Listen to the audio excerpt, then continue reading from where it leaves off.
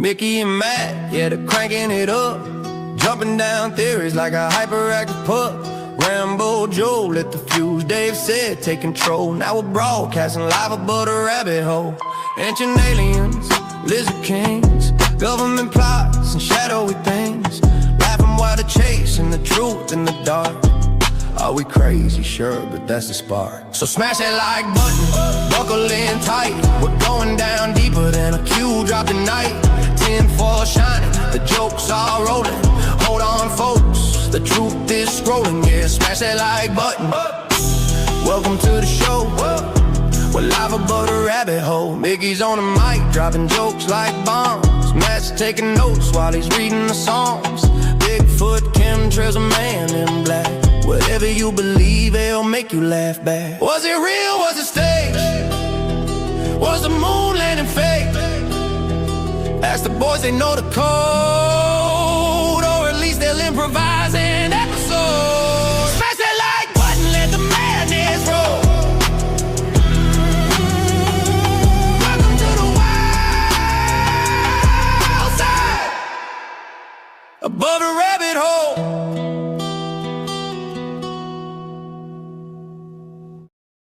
Well, yes, they will. They'll let me on here alone.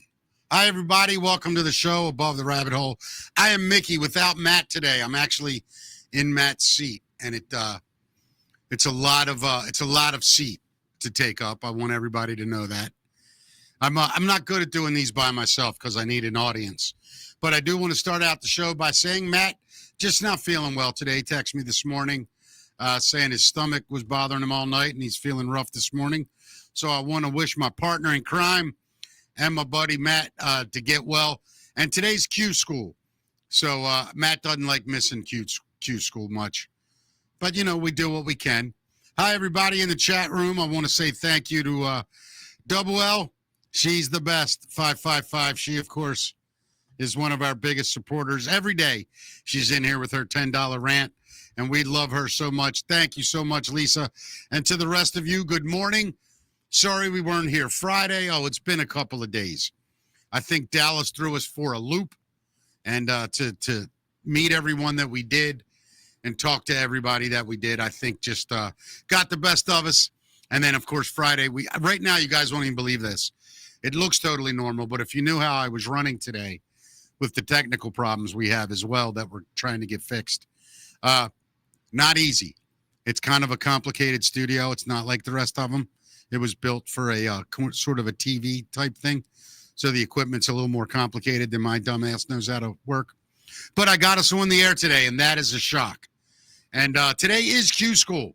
It is episode 8 with the great Beer at the Parade, Scott Zimmerman, for those of you knowing him only by his stage name, as I like to say. It comes with amazing reputation.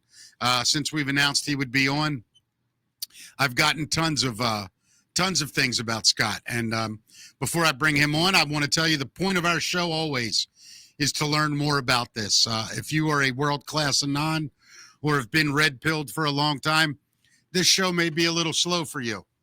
A lot of the stuff we go over is stuff that a lot of you know already, but our job is to get the message out to the masses. So without further ado, I am going to bring in my guest today, Beer at the Parade himself. Scott, how are you, my friend? Doing awesome, Mickey. Thank you for bringing me on. I'm going to do my best to try to lighten the load for you today, since I know you're normally have your mental RAM freed up to focus on the conversation. Right. Because Matt's back there, you know, like the man behind the curtain pulling all the strings and makes it look like we're smart. So right, exactly. So today we're going to try to not share too many screens and change up banners and anything like that. Just we're going to go with what we got, brother. Scott, I figured a great way for me to tell you where I'm at was to use a great piece of comedy that I think can explain a lot of things to a lot of people. So before we get into this, if you don't mind, I'd like to just take a couple of minutes and play what I think is one of the greatest messages through stand-up ever given to us for the situation we're in.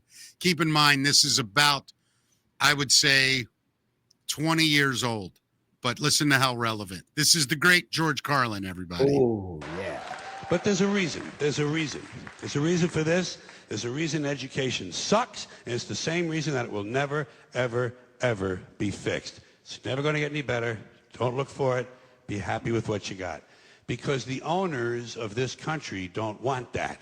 I'm talking about the real owners now. The big, the wealthy, the real owners, the big wealthy business interests that control things and make all the important decisions.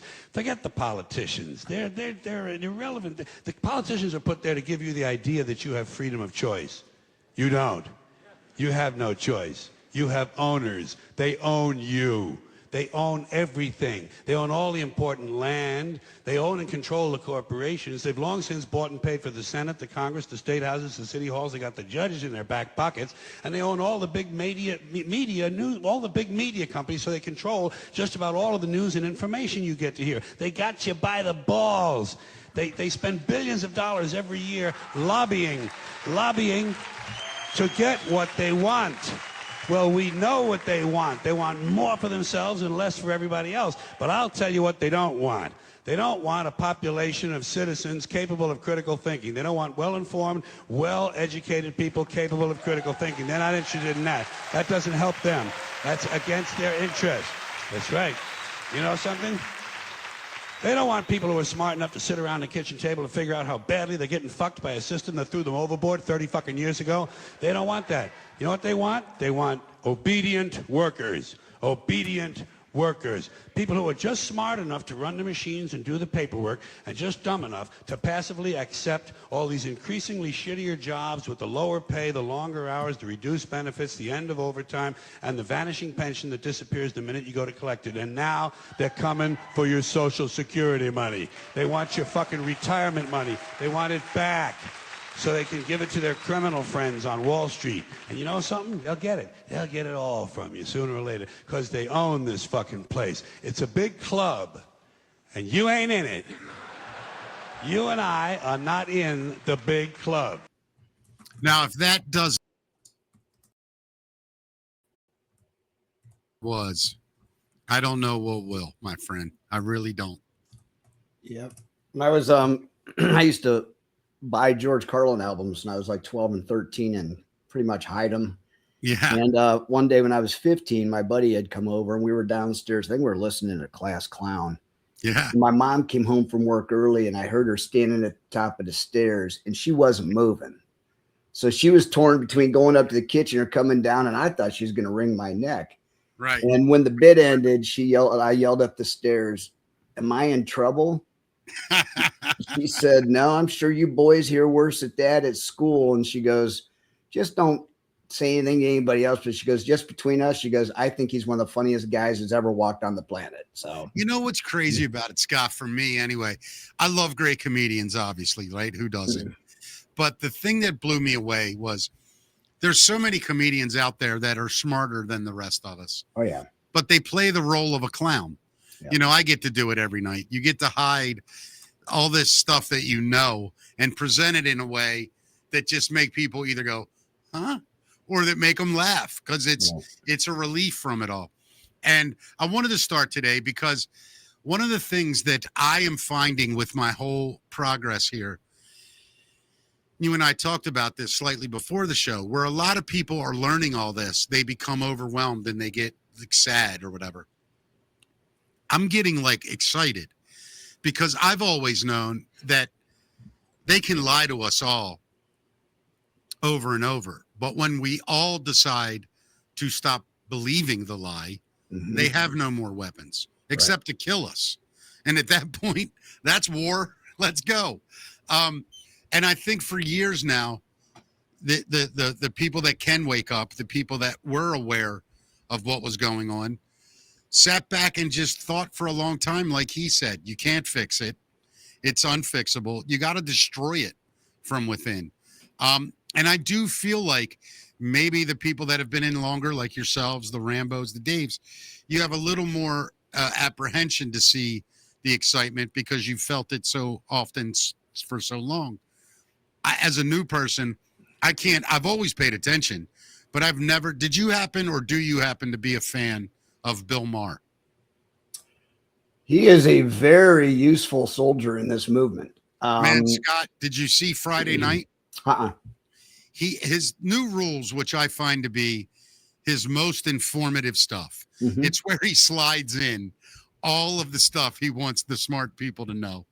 And point blank Friday, he said to the country, anybody watching, hey, if you don't think UFOs are real and aliens are real, maybe you're the conspiracy theorist. Hmm. And he said, if you don't, after June and Spielberg's movie comes out, you will believe it. He's basically, I feel, telling us.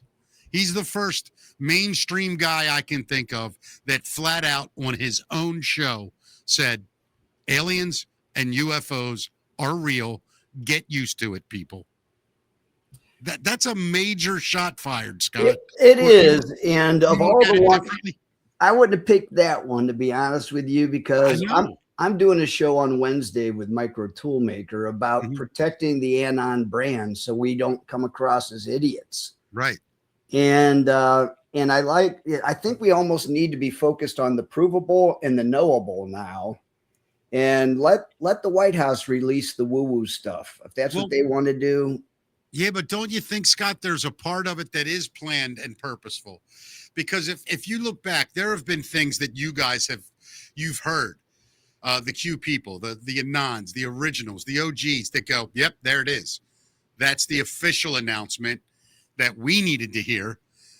A year from now, 2 years from now, we'll see something that confirms it, but we knew it a year or two in advance. I'm wondering if this isn't sort of that early, you're seeing guys doing it early to try to get the momentum moving us in the right direction. Yeah, then we'll use the UFO thing and the alien Sure. thing as a perfect example, which is you can watch it go release through phases. And one of the things I've noticed is there's a very controlled timeline. The deeper the trauma, the slower the rollout. And depending on the subject, if it ties to other subjects, they're going to really slow that out as well. Because from what I can tell, the main purpose of the exercise is to get people to gently let go of a lot of the beliefs that built their operating systems, Mm-hmm. that trust the government, that everybody in authority should be trusted. Trust your doctor, and that's what we were indoctrinated with. And so as I watch this thing roll out, and it's so methodical, but at least now it feels like a millstone or a flywheel that has enough momentum that you ain't going to stop it. Right. It took 8.5 years to get this thing turning to where there were enough of us pushing. Many hands make like work. Sure. And so now we're all pushing this narrative of open your mind to just about everything, because whatever's coming, it's going to bake our noodles. There is no doubt in my mind. And it's not going to be an event. I don't think it's one big sky event or scare event. The way I'm seeing it now, it's just a million little things all marching down the field at about the same time. I don't care which one gets across the goal line first. They're all going over. It looks like we're getting everything. And I'd much rather wait and do it one time over a long period of time so that we can't go back.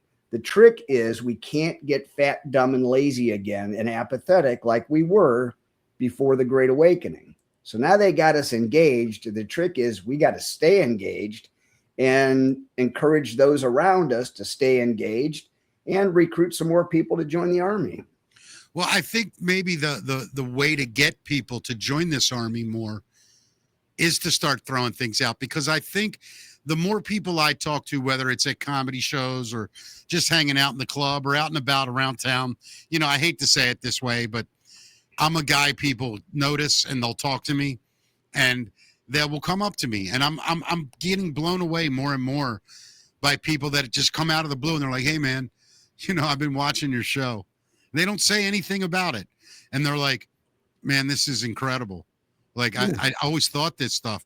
I really think the awakening is happening. And I think it's at a much faster pace. And I say this to you guys from the performance standpoint, not the knowledge. I see performances everywhere right now. I see what Bill Maher is doing is he is trying to pull the moderate left into the center with him. He's trying to pull the moderate right into the center with him. And we're going to leave the morons and the idiots on the outside where they've always been. And we're going to have a lot of apologizing to do and a lot of forgiveness to give. And I think that if that's our key here, I would love to see a doctor, just one, come out and say, you know what? I went to medical school. I did all this research that they told me to do. And I myself was bamboozled. And I myself gave bad information. I think the entire country would forgive everyone if we knew why and how it happened. Because we're all human. A young kid goes into medical school at 20, 21. He's finishing college, about to enter med school. Everything he's ever been taught, he believes is appropriate. Then he finds out 25 years into his practice that he's been giving people bad information to serve a demigod that is sitting above all of us, raking in the money, poisoning us, killing us, doing anything they want to move themselves forward. This poor guy thought he's doing the right thing, saving us. I think it's time.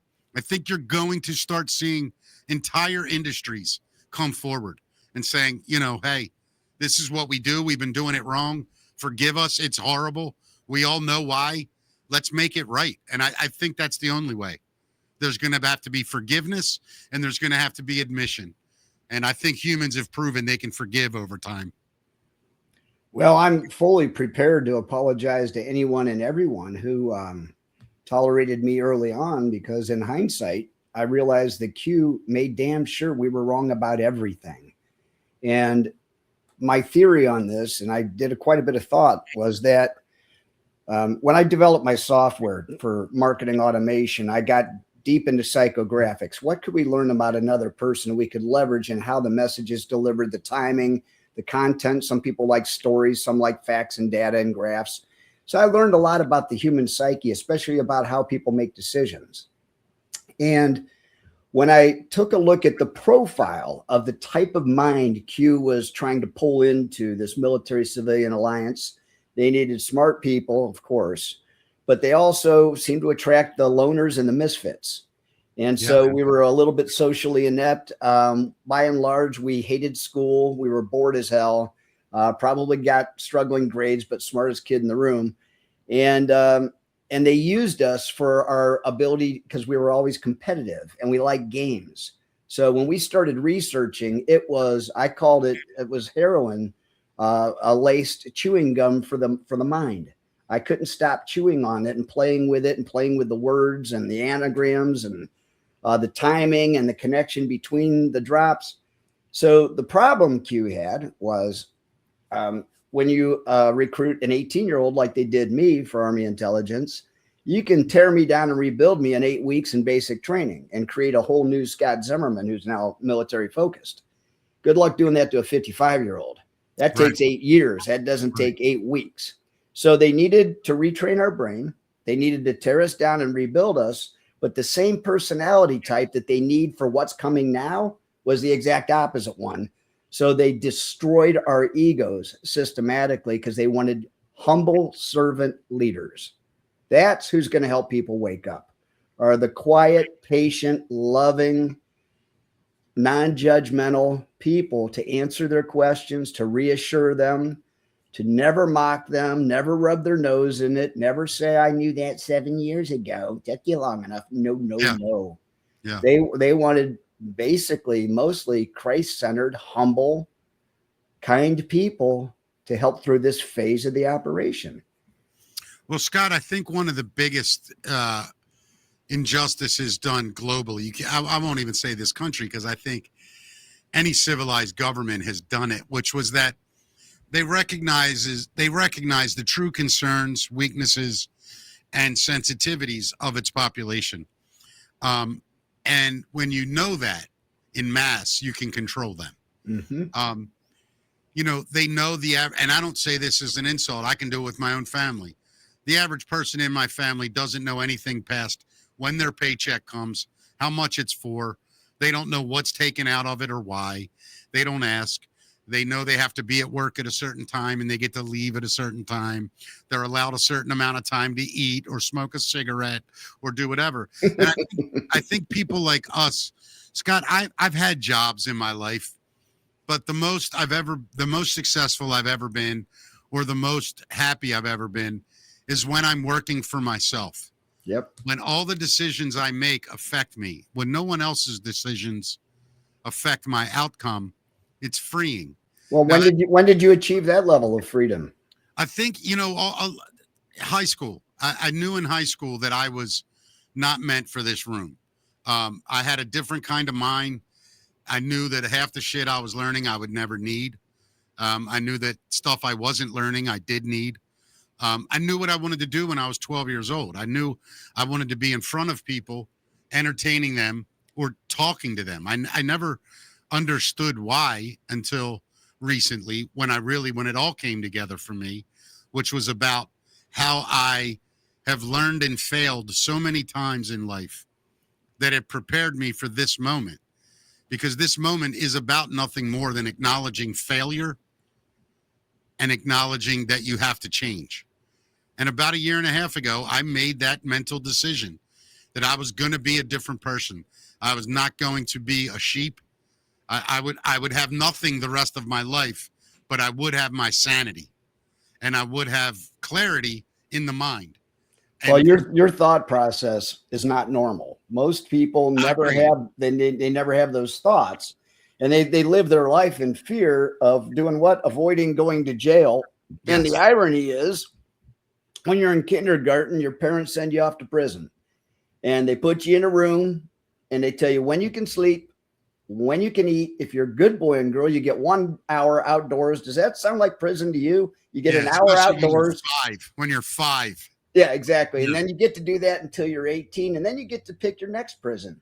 Mm-hmm. That's the illusion of choice. If you want to go to college, great. You're going to pay for the right to sit in another cell and go from one cell to another cell to another cell to another cell. You don't get to pick your curriculum. You don't get the speed at which you get to learn.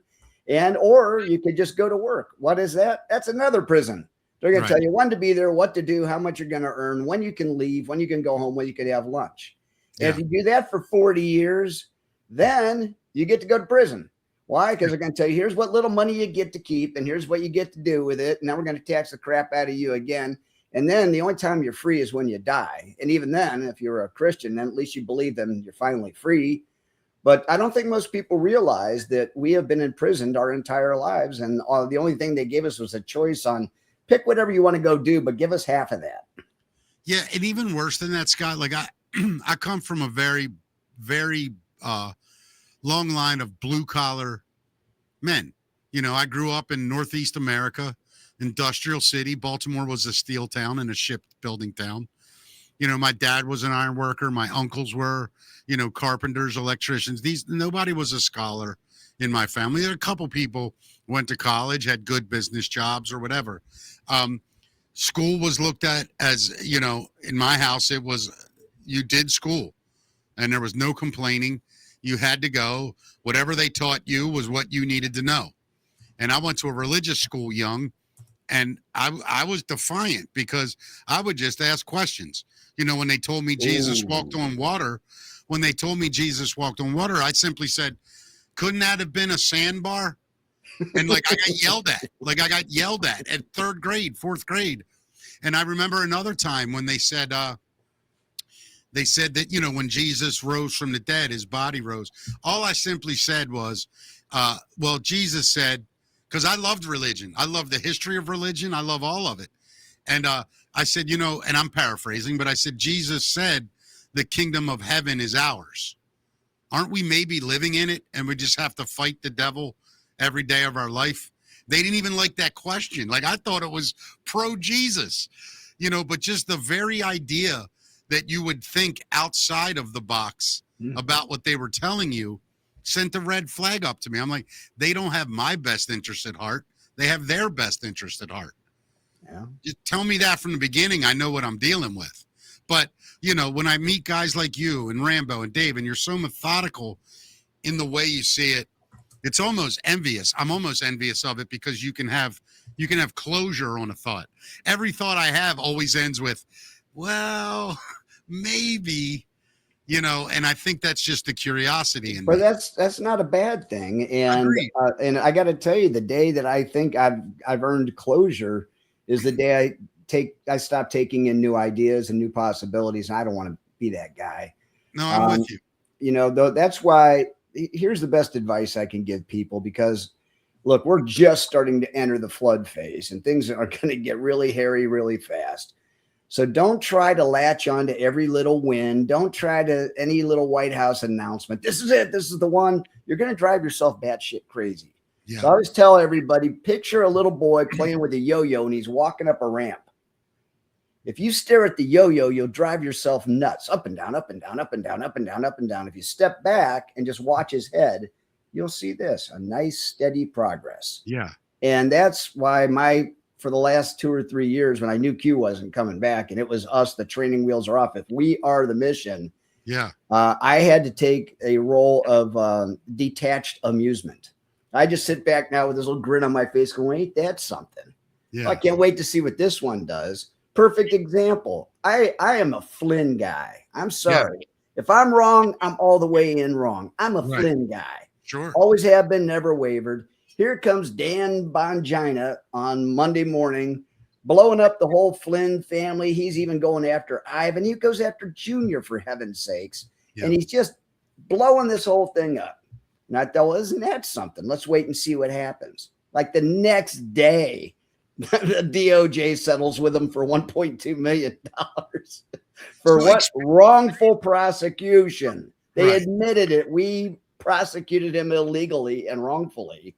And I didn't waste my Monday going, Dan Bongino hates Mike Flynn. I just said, well, isn't that something? Let's wait a week, see what happens. It only took a day or two. Let's talk about that for a second. Why did Bongino have that problem in the first place with Flynn? What is stemming all this animosity at the top? Like, it's not even clear why he has an issue, right? I never followed Bongino that closely to figure out. Well, he took out Candace Owens the week before. It seems to me. Is he taking out, or is he making the average person way more? Look, if somebody had said 2 weeks ago, we went to a shopping mall and polled 100 ordinary Americans, who is Michael Flynn? Yeah, nobody knows him. Okay, well, after Dan Bongino gets 20 million views, how many people know the name Michael Flynn? Right. I see what you're saying. Yeah. So, I mean, that makes sense to me then. I don't understand the animosity advancement, which is what I've been calling. What if it's not real? What if it's kayfabe? That's what I mean.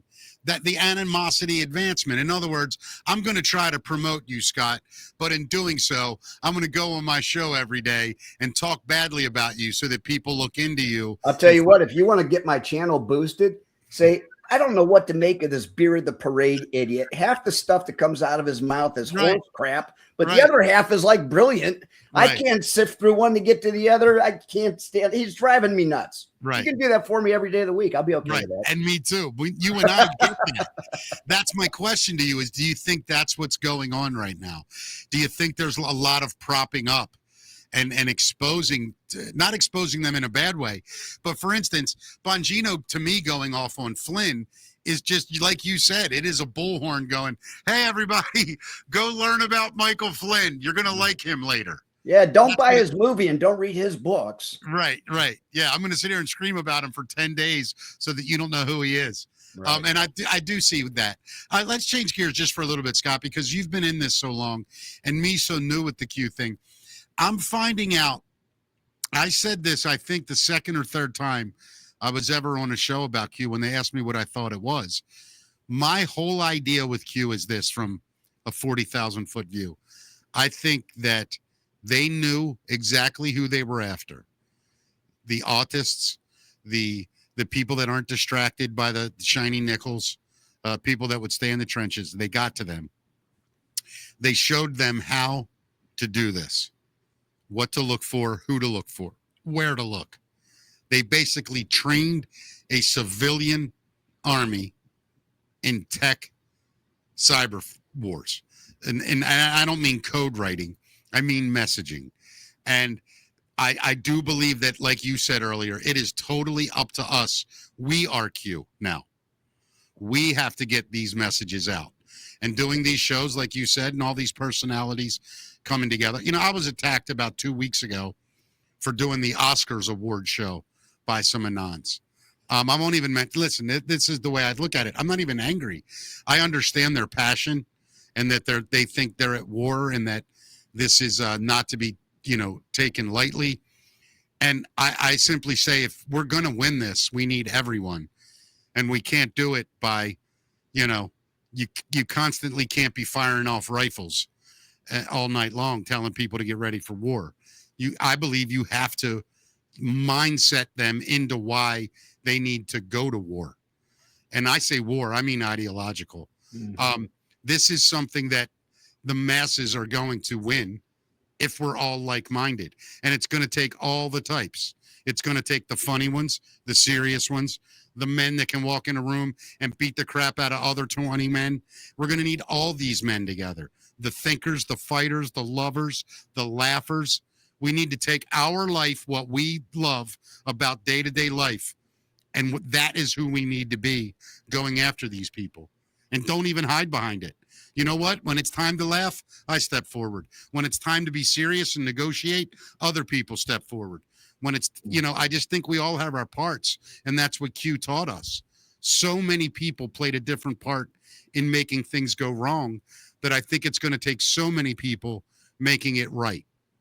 That's just how I look at what Q did for us. Yeah, I had made a graphic. I won't be able to share it, I don't think, but it has to do with the 4 personality types. Right. And we've all been through enough of those seminars, and I've written books on personality typing. But basically, there's analytical thinkers, relators, socializers, and directors. Yeah. So I made this 4-quadrant graph. I did this really early on, and I dropped it on the Chan boards, and everybody was laughing. They're like, "Holy shit, that's me! Oh my God, that's exactly what I do here." So yeah, the 2 dimensions you look for in the 4 styles here, I'll use this as perfect. Some Sure. people are direct, some are indirect. Direct Right. people are confident, assertive, extroverted. Indirect people are slower paced, more cooperative, less Yeah. opinionated. And then you have the warm and fuzzy people. And then down here, you have the guarded people. These people are relationship focused, and they make decisions through their feelings. These people are facts and data and show me the evidence. So I put them together and I said, okay, so if the people are warm and friendly, but they're more introverted, these are your Twitter cheerleaders. They're supportive, kind, loyal team players. They hate conflict. They'll like everything that goes past them. And then they'll be the first to unite, hug, and cry at the event on the 4th of July. I know I married one. And then the other Anon, who's also more people and feeling focused, but extroverted. These are your socializers. I said, here's your Twitter jokesters. They're funny, expressive. They can't stop posting all day long, usually about their favorite subjects themselves. They get excited too fast and they connect the wrong dots. They constantly need to go back and correct faulty assumptions. So they're the cheerleader in the movement, but their freaking digging sucks. Yeah, but see, I think for once in my life, I have been able to figure out you're a much better digger than me. And maybe I'm a much better social awareness guy than you. So what I'm loving is that I can take the work that you guys are doing and I can sell it to the people that You need to know. just described my Twitter account and why people liked me, because I would go into the chans and I would pick all the things I knew would be of interest. And then I would do to Twitter what Q was doing to us. I would give about 80% of the answer and then play dumb. Yeah. I'd say, hey, help me connect these dots. I'm about half baked on this theory. And I would let everybody else get to the answer their own way, so they would own the answer.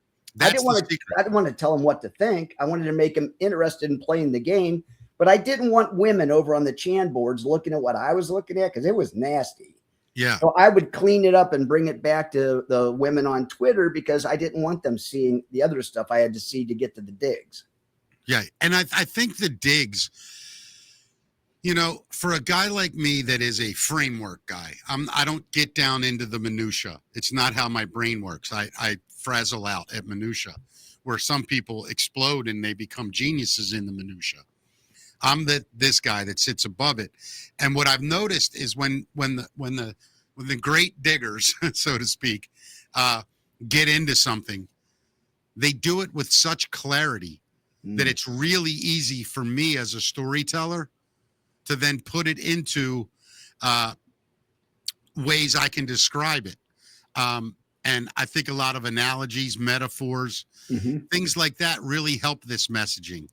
And one of my favorites that I've kind of come up with when people ask me to explain Q or whatever, I just simply say, imagine the smartest people you could put in a room together, and you didn't have to talk to them. But at the end of it, what you put them in the room for, they did flawlessly. When they were done the work in the room, they stood up, you said thank you, they said you're welcome, and they left. That was their job. They did it. They proved it. Now it's up for us, to people like us, to say, okay, what this guy did in that room, he really isn't very good at explaining it to you. I am very good at explaining it. So let me take his genius work here and sort of explain what he's trying to tell us all. And I feel like I watch Rambo and Dave, and I know that when these things were created, these Chan boards were in the beginning, they were the most brilliant code deciphering kind of minds in those rooms. I would have abandoned it day two. Like, I don't belong here. This is over my head.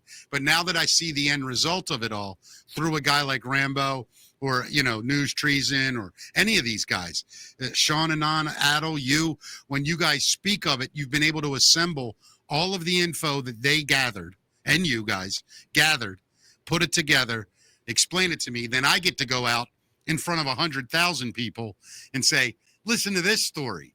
Yeah. I feel like Steve Jobs in that Bill Burr joke where he gets credit for inventing the iPad or iPod. But Bill Burr's like, did he? Or did he walk into a room with a bunch of nerds and go, I want all my music on this, make it work? And he walks out, and a year later he comes out and takes credit for all of it. I never forgot who's building the iPod and who built it. When I came into this originally, I just kept looking at all of you like, am I really this lucky that I get to sit at the table with the people that know everything? Like, it's just overwhelming. And that's why, like, the more I learn this stuff, the more respect I have for those before me. And I think maybe I can give you a maybe even a more effective way to get your audience curious to learn about Q. Sure. Mine is, I open the door and I go, hey, this is a little confusing for me. And like, let's say, like, people like my stepfather, I know they're analytical thinkers. If I want to make a big decision, like a new car or a television, there are people in my life I know they love to shop. That's what they do. They'll find the best deal on a TV, and they'll go on the internet, read the paper, look at the fine print, and then I just let them do the work, and then I just go buy whatever it is they would have bought because they do all that heavy research. Mm-hmm. So when I want to get somebody curious about Q, I'll do things like, first thing I'll do if I just want a conversation, I'm like, is it just me, or is there some of the weirdest crap going on in the world right now? What do you think? And what I want them to do is to accidentally tell me what they're thinking about. I do it all the time. And I'm like, my head is swimming. Well, what have you been thinking about lately? And they go, man, that 9/11 thing. And I'm like, okay, here we go. Now I got them in the maze. Getting them in the middle is going to be easy. Getting them in the maze is hard. I agree with you. It's a labyrinth that's harder to get into than it is out of. Right. And because I think getting out of it just takes the work. And that's why, go ahead. I'm sorry. But but then that's when my system kicks in. So if I can get you to say, I don't know, Scott, it seems like all my friends are starting to talk about 9/11 again. I thought that thing was buried. And I'd be like, you're hearing it too? That's what I've been hearing. What the hell are you hearing? And then I want them to tell me what they've been hearing about 9/11. And then I want to anchor them emotionally what they've been hearing. So I'll just keep drilling down. I'm like, wow, I've been hearing that too. And I got to tell you, that kept me up at night, because if that's true, my brain started racing. What about you?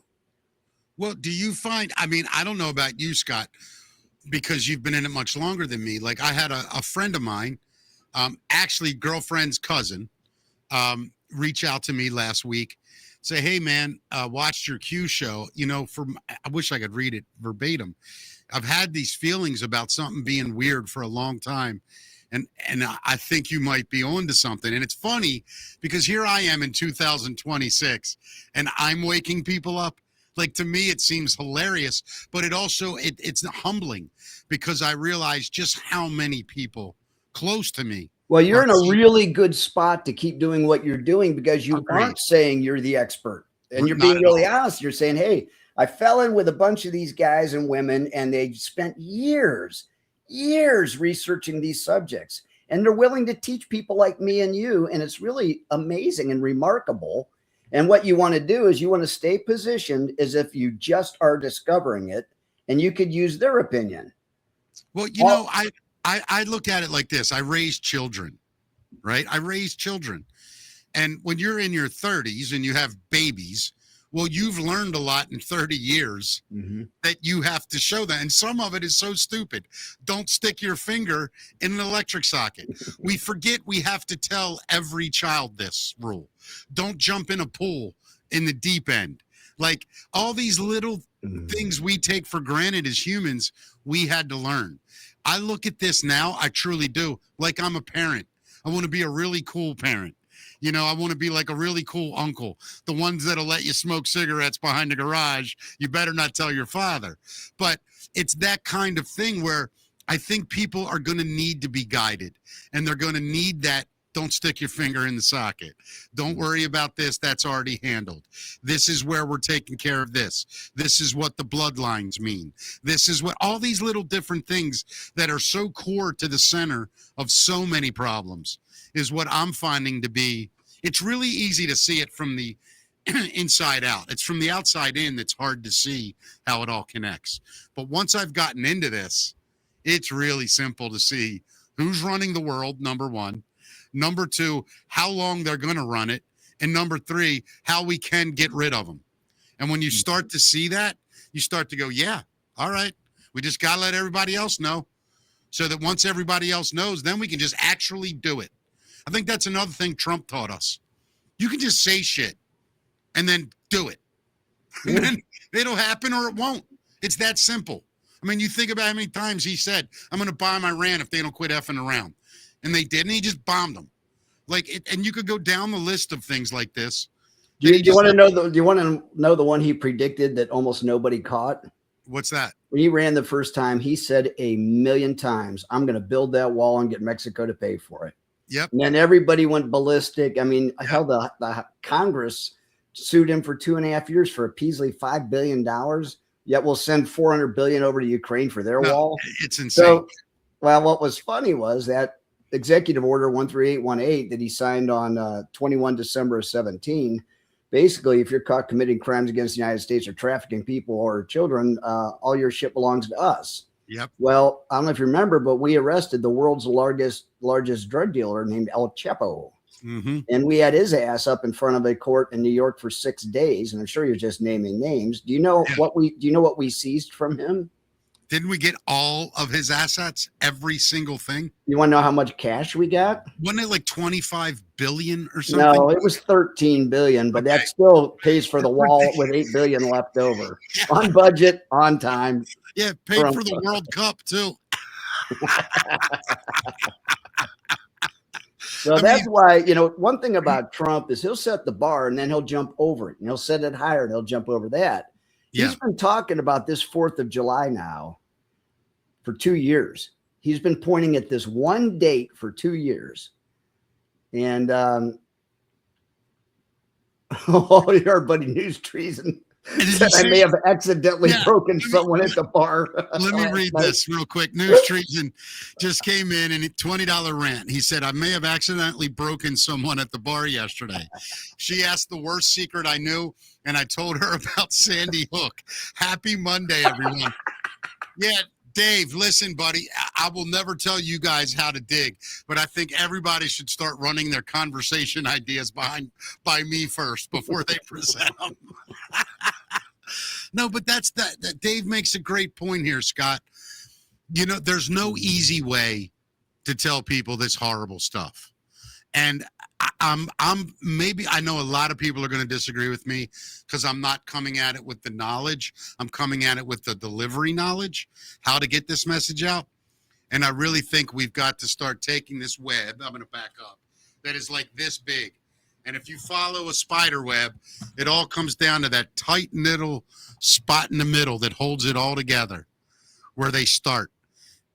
And I think we need to get people seeing that little center of the web, all the attention there, because it's much easier to explain where that reaches into once you identify what it Well, is. everything is connected. And that's why I am completely open-minded to asking anyone, what are you thinking about these days? With all the weird stuff going on, what are you looking at? No matter what they pick, it's going to be so easy to, well, first of all, don't jump topics. Explore that with them and find out how much they know and let them teach you. Play dumb. I'm always amazed how quickly they can sidetrack themselves with something else they know. But that's okay. Yeah, I agree with you. The more they're talking, the more they're selling themselves. And I'm good with that. I am too. I've always said that the more someone is confused, the more they're aware. Because you would only be confused if the information's in your head. If you don't know it, there's nothing to be confused about. So I remember about 3 or 4 years ago, God, this was a horrible time in my life. I had to resort to selling used cars. And it was the worst job I have ever had in my life. But my manager was a really good dude, and he was really into this stuff. Not at the Q level, but he knew, like, he told me point blank many times that Barack Obama was, in his opinion, the worst president we've ever had. He was a traitor. He cared about foreign governments, ideology that wasn't American. He went down the list and started really making me think, because I used to think, oh, Obama, whatever. You know, they elected a black guy. They had to do it and made them feel good. Didn't really do much. Sold us out with Iran. I thought it was a terrible move back then, whatever. But then when you really learn what actually is going on and you start to go, wow, that's actually true. It's frightening. It is so scary that they could just blatantly do it and buy off all the votes they need to do. When you realize how the government actually works for real, that you get elected, they just give you millions of dollars to do anything they say. That is the exact opposite of freedom. Well, I think that Q and Trump have done a brilliant job. Unreal. They've exposed the entire government as being corrupt. This is no longer a left versus right issue. What they did was they purposely, and I wrote about this back in 18, I think, and I wrote about how they, I believe the squad was injected, and I think they're white hats. Talib, Omar, AOC, and then Pressler, I think her name is Presley, whatever.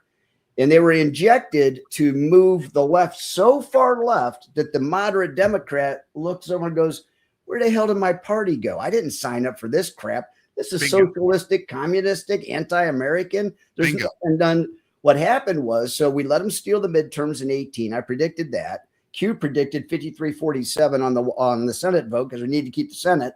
So when they stole the midterms in 18, I said to my wife, wait till you see who gets pushed into these committees. These are the people who were used to hide in the backstage. They're going to get exposed. And boy, was that a great prediction. Schumer, Schiff, Pelosi, and Waters. You think those people wanted to be cheering up the committees, the ones they had no business chairing? Adam Schiff, the biggest leaker in charge of the Intel committee. Maxine Waters, who was paying her daughter $800,000 a year to stuff envelopes as her campaign manager, in charge of the finance committee. And we know, and then we all got to watch crying Chucky Schumer do his thing. And Nadler, they were all exposed, all of them. So long story short, then we went back. Then we got the 4-year pause. And according to General Quast, he talked about that was when we had to show the world what a rogue government was capable of doing to its own people without checks and balances and transparency. Yeah. So now we get Trump back. We got the president, the House, and the Senate. And what's getting done? Nothing. Yeah. Zero. Who's cock blocking Trump? Republicans. Yeah. So what has Trump been doing since he came back? He's creating this myth of common sense.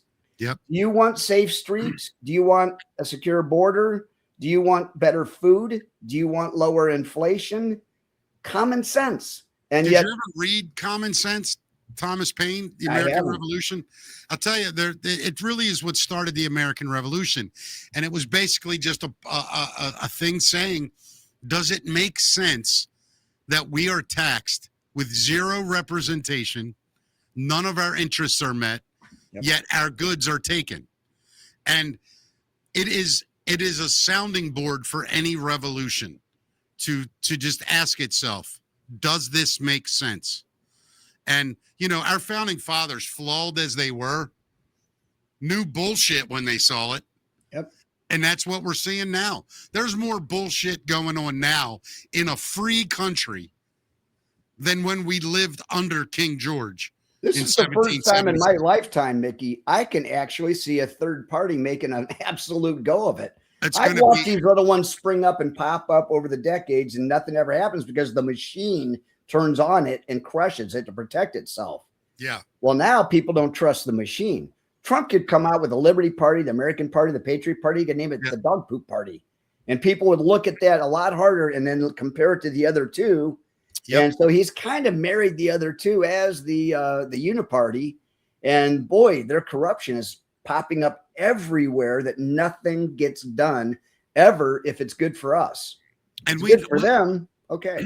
We tend to forget too, because our own history for some reason isn't very important to the people that decide what we need to know and not.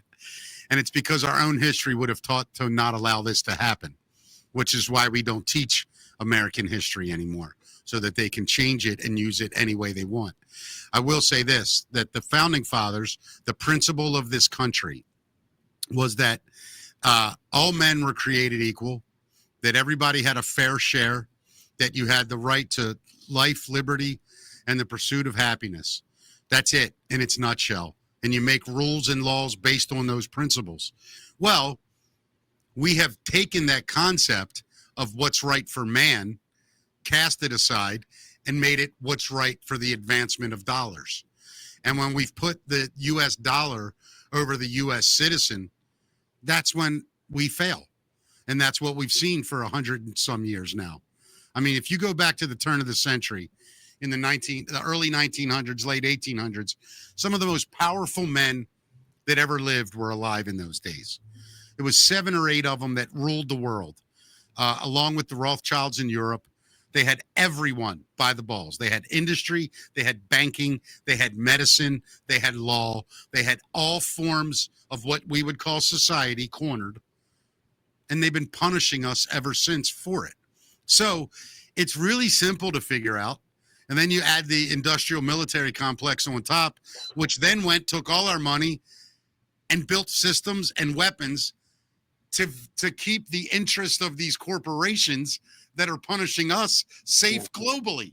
So not only are we getting screwed, we're paying to protect the people screwing us. And I think that is the message that Q gave us. I really do. That's what it was the final piece where you just went, it's undeniable now. Politicians. Well, what they did was, at least for me, I can't speak for others. Sure. They gave me hope that maybe I could make a difference. And the reason I was always so apolitical and apathetic, especially towards politics, was the metaphor I would use is, well, Scott, why don't you run for office, or why don't you get more involved? And I'd be like, okay, you just put me on the back of an aircraft carrier, handed me an oar and said, turn this thing. Yeah, exactly. And I could sit there and paddle till I die, and I ain't going to make a difference because that aircraft carrier is going one direction and it ain't stopping. And that's our government. It's gotten so big, so bloated. And it's on its own tracks, and it protects itself beautifully. And then when Q came along and they talked about this military-civilian alliance, and I realized what they were doing is they were just trying to wake up about 10% of the right part of the populace. Yes. Big Malcolm Gladwell fan, used to read all his books when I was in business, like the way he thinks. And one of his books had to do with the tipping point, if I recall. And Gladwell, and I think he's right, says you only need about 10% of any group of people to fervently believe one thing and stay steadfast, and eventually the 90% will adopt to the 10%. And man, that's a pretty good number that I'm looking at right now. Without a doubt. And Scott, I'd like to take it a little bit further, because I see it in a way that they did it that I don't know if a lot of the Anons really think about. I would like to just take the Black community for this piece, because I'll go back the last 40 years in the Black community. When I was a young kid, a teenager, music was loved a little more. What's the word? It wasn't so individualistic. It wasn't black music, white music, Hispanic music, whatever. It was music. And if you were a white kid and Michael Jackson came out with a record, nobody cared that he was black. He was the greatest artist of our lifetime. Prince, you could do that. He was the only one that seemed to have a problem with being black. Exactly. But I think he wanted to be a white woman his whole life. Well, but the funny thing is to me is when you, to me, I actually, and this sounds horrible to say, but I have a big, I think I understand what happened to the black community from an outsider standpoint. I really think that when music started to become a reflection of the black experience, when rap really started and it got graphic and they started talking about police brutality, I think all that stuff was relevant. But I think the mastermind of it used it as the greatest weapon ever. Instead of allowing it to inform white people what was really going on in these black communities, they told us that it wasn't really happening, that black people were overreacting and using it as an excuse. And if you go back to those early days when you had the riots in LA, the mainstream media tried two different approaches. One was this white guy got beat up for injustice that was happening to black people. And then the other one was black people are animals. They dragged a white person out of a truck too. Remember that? Rodney King gets beat up. It's police brutality. When what's his name? I can't remember his name, gets yanked out of a truck. It was frustration coming out of the black community. I just remember. Well, that was when the media would then weaponize those stories. That's what I mean. Yeah. They became weapons. Yeah. Yeah. And I really think that when you sit back and this MAGA, here's the thing that I will say about the MAGA party or that movement. People call it racist. They call it anti-Semitic. They call it all the things it isn't. They literally, when I went to Jupiter and I met people, and then in Dallas, and I'm meeting all these people, bro, you know how people are. You talk to them for 5 minutes, you know who they are at their core. At least I do. I didn't meet one racist. I didn't meet one anti-Semitic person. I met a lot of people that think Zionism might be a problem. And I'm going to be honest with you. I'm getting to the point in my life where I'm saying, whatever's going on inside that Israeli government, it can't be that great. The whole world hates you. And we're even at a point where we're like, what are you doing? So there needs to be some attention drawn there. No, I won't deny that. But like this whole idea that we're all so far apart and we're all so different and we need like that Trump's going to lead us to the promised land or to hell, either. It's ridiculous. I'm going to give you two statistics most people don't know because the media skews everything. Right. These are actual real statistics. Mm-hmm. Now look at how every story is a white police officer shooting a black man, right? Of course. Here's a fact. White police officers have to shoot and kill more white males every year than black males. That is a fact. Yep. And number two, for every black male who is killed by any police officer regarding of color, 22 other black males were killed by 22 other black males. Yet everybody would think it's the cops killing the black kids. It's the black kids killing the black kids. Right. I mean, dude, I live in Baltimore, Scott. It is hell on earth in this city right now. And they're our mayor of Baltimore, Brandon Scott, last week. Did you see it? His quote? No, I just know who you're talking about. DEI is what white people use because they're afraid to say the N-word. Oh. I don't even know how to respond to a grown man like that. Well, you can't because, look, everybody wants to be hired and rewarded and paid on merit. That's a fact. Yeah, of course. And that's just common sense. And if there's 5 of us interviewing, and I'll just say there's me, a Jewish guy, and I guess I'm like a third Jewish, so whatever. Yeah. Me, a Jewish guy, a Chinese guy, a black guy, and an American Indian, or I don't care, an Indian, I don't care. What I really want to do is go in and take the test. That's what I want to do. Yeah. If I get a 94 and that guy gets a 96, a 97, a 98, and a 91, well, I know I'm going to go to the next job offer because I ain't getting this one. Dude, I'm in showbiz. I get in front of a camera and the director goes, yes, or no. That's it. It doesn't matter. Goodbye. Goodbye. And I think one of the biggest crimes ever pulled off is what the Democratic Party has done to the black community. It is the worst sort of enslavement because it's mental slavery. And they didn't know what was being done to them because it was a brilliant slow game. Yeah, I mean, and the first thing they did is they went and broke up the families. Without a doubt. You look at Baltimore alone, I think the father in the home or no father in the home is over 70-some%. I mean, when I was a kid, my parents split when we were 8, and it was a big deal. Like, I didn't have a lot of friends whose parents got divorced.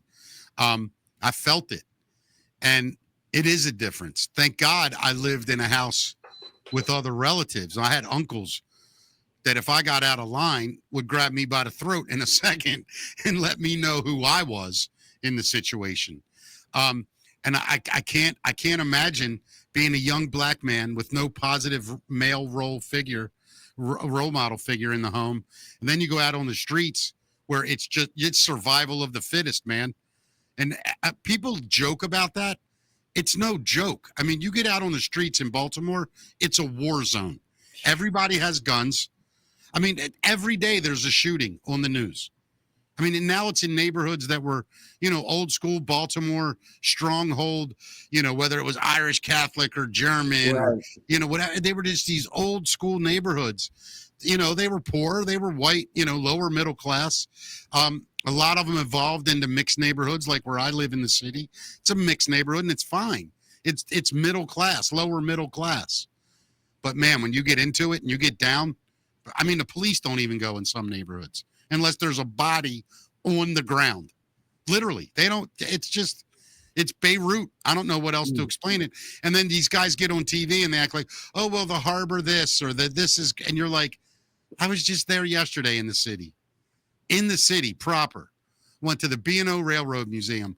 By the way, anyone ever comes to Baltimore, it's a big cage lot. You're safe.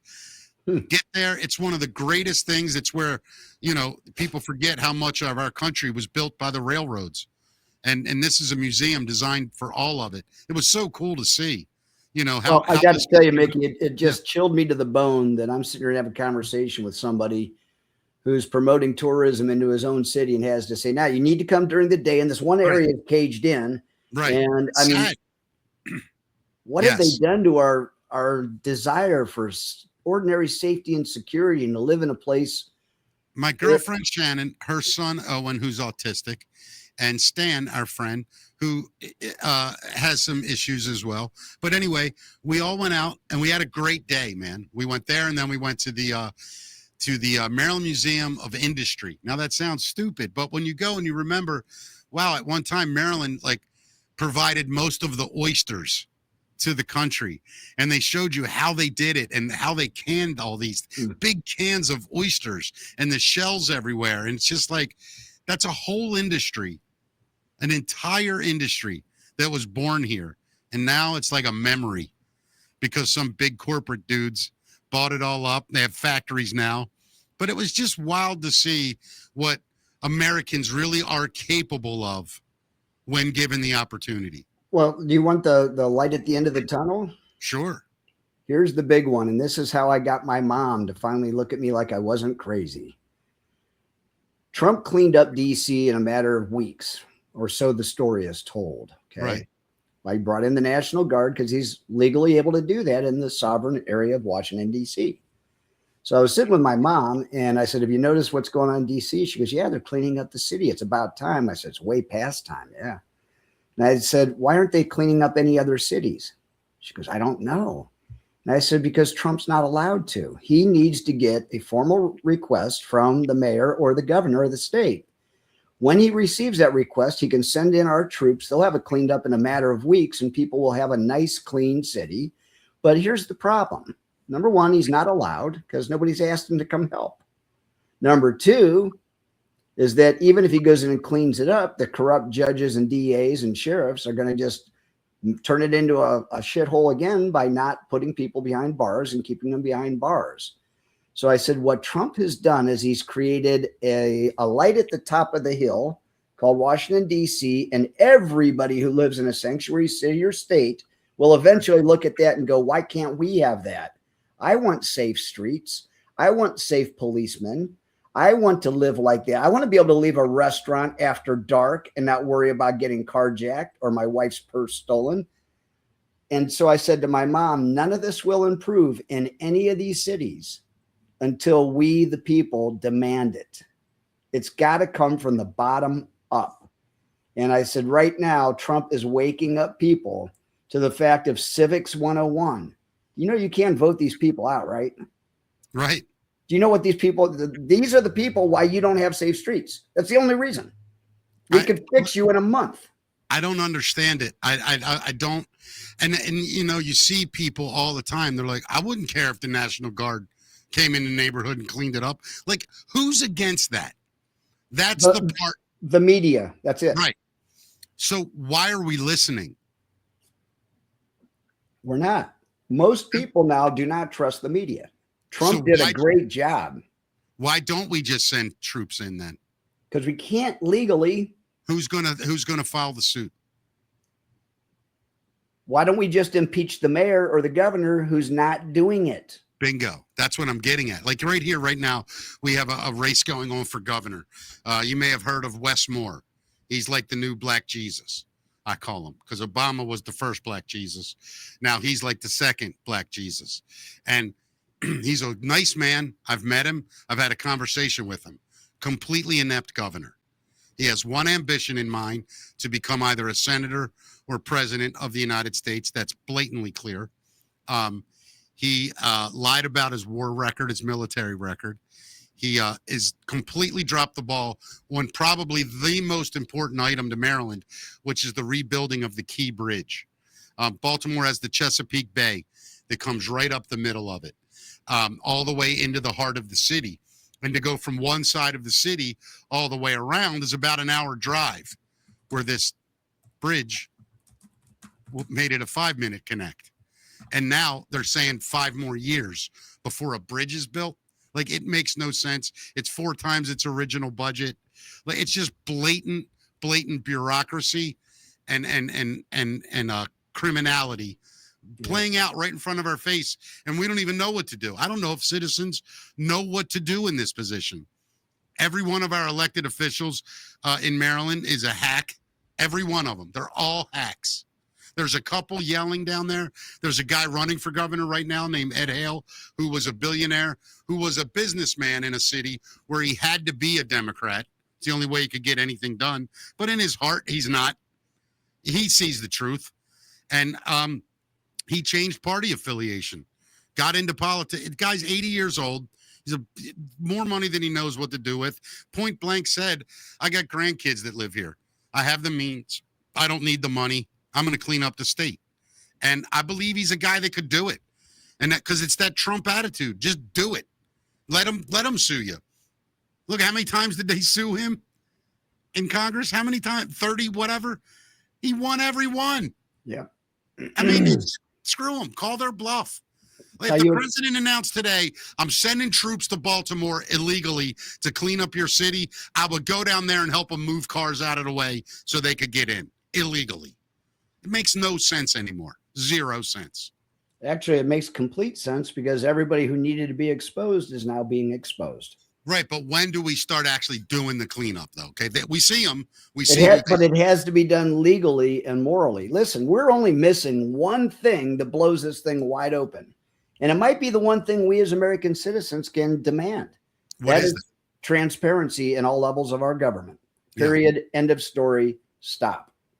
Now, would you be for it under national security as well? That's common sense. Okay, so anything that would have to do with troop movement, plans, anything like that, of course not. But I'm talking about every vote, every financial decision, every promise that they made, all on record. And then we're going to be able to compare it like a scorecard. Okay, we elected you for these 3 things. So far, you voted against all 3 of them. We're going to impeach your ass. Yeah. We just need to be in the game. And I think that's the last thing they were waiting to give us, was transparency, because we didn't have oven mitts at the time, And Right. we weren't ready to take back our government and our country. Now we're getting pretty close. Yeah. So, and if you just watch the whole Elon X shit show back when he bought Twitter, that's when I knew that we were going to get everything. But it was Twitter became the valve. And Yeah. as soon as Musk took over, he started releasing the Twitter files, and he did it through 3 left-leaning journalists. So the normies would buy it. And it was Schellenberger and Taib and Weiss. And then they would stop for a couple weeks, and then it was like a valve, shut it off, let everybody chew on it, because what they were releasing wasn't for the Anons. The Anons had all gotten kicked off the platform. We were too loud. The frogs were croaking. Right. What was left was a lot of normies and a lot of in the middles. And then when they started getting the Twitter files, we weren't there saying, I told you so. We were on the sidelines. We lost our accounts. Right. But they could red pill each other. Yeah. And I think, I think as much as people thought, I think the whole X, whatever you want to call it, canceling everybody was the greatest thing that happened. I really do. I think that was their final move, and it backfired tremendously. I think they thought that if we just shut up a bunch of Americans, that we'd be looked at as like heroes. We shut down. No, what they did was they brought attention. Why would someone with power or money risk all this? For what? To get shadow banned or to get, completely removed from a platform? It makes no sense. I think the whole thing was intentional. I think canceling people was their way of waking people up. I really do. Now that you start to figure out how the system works, the way I see it, whenever they start attacking somebody, my initial thought is that guy must be good. That's my initial thought. That guy must be trying to do something good. Because I got news for you. The real bad people, if they're bad to them, they shut them down immediately. Yeah. If you're attacking them, the system, you go away immediately. But the moment you start attacking it in a different way, from the outside in, like in other words, when the powers start shutting down the little minds and the little mouths, that's when people start going, huh? That seems obsessive. I don't know where you fall on like the Alex Joneses of the world, but I give the guy respect. I mean, say whatever you want. He kept the fringe active. He kept people interested. Most people don't remember. He damn near single-handedly helped Trump get elected. I know he did. I do remember. I mean, and I also think that that's a lot of the problem for Trump was his original messengers were not the pretty talking heads. They were the fringe guys. But look at his cabinet now. Yeah, everybody appointed as an actor or actress and great amazing. in front of a camera. I can't. Yeah, this is incredible.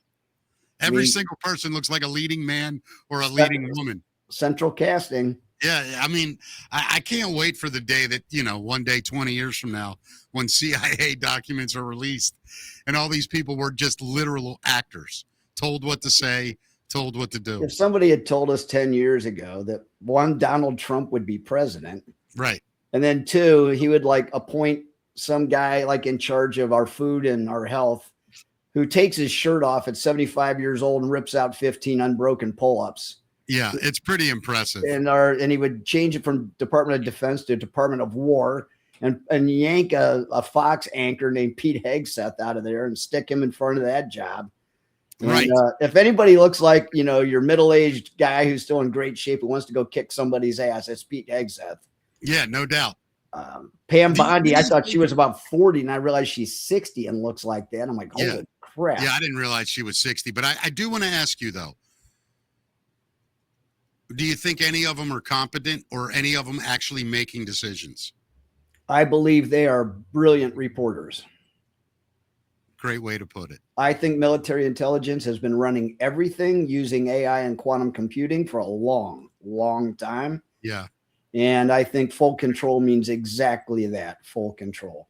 See, what we're watching play out in the last few months is this incredible display of American military power. Yeah.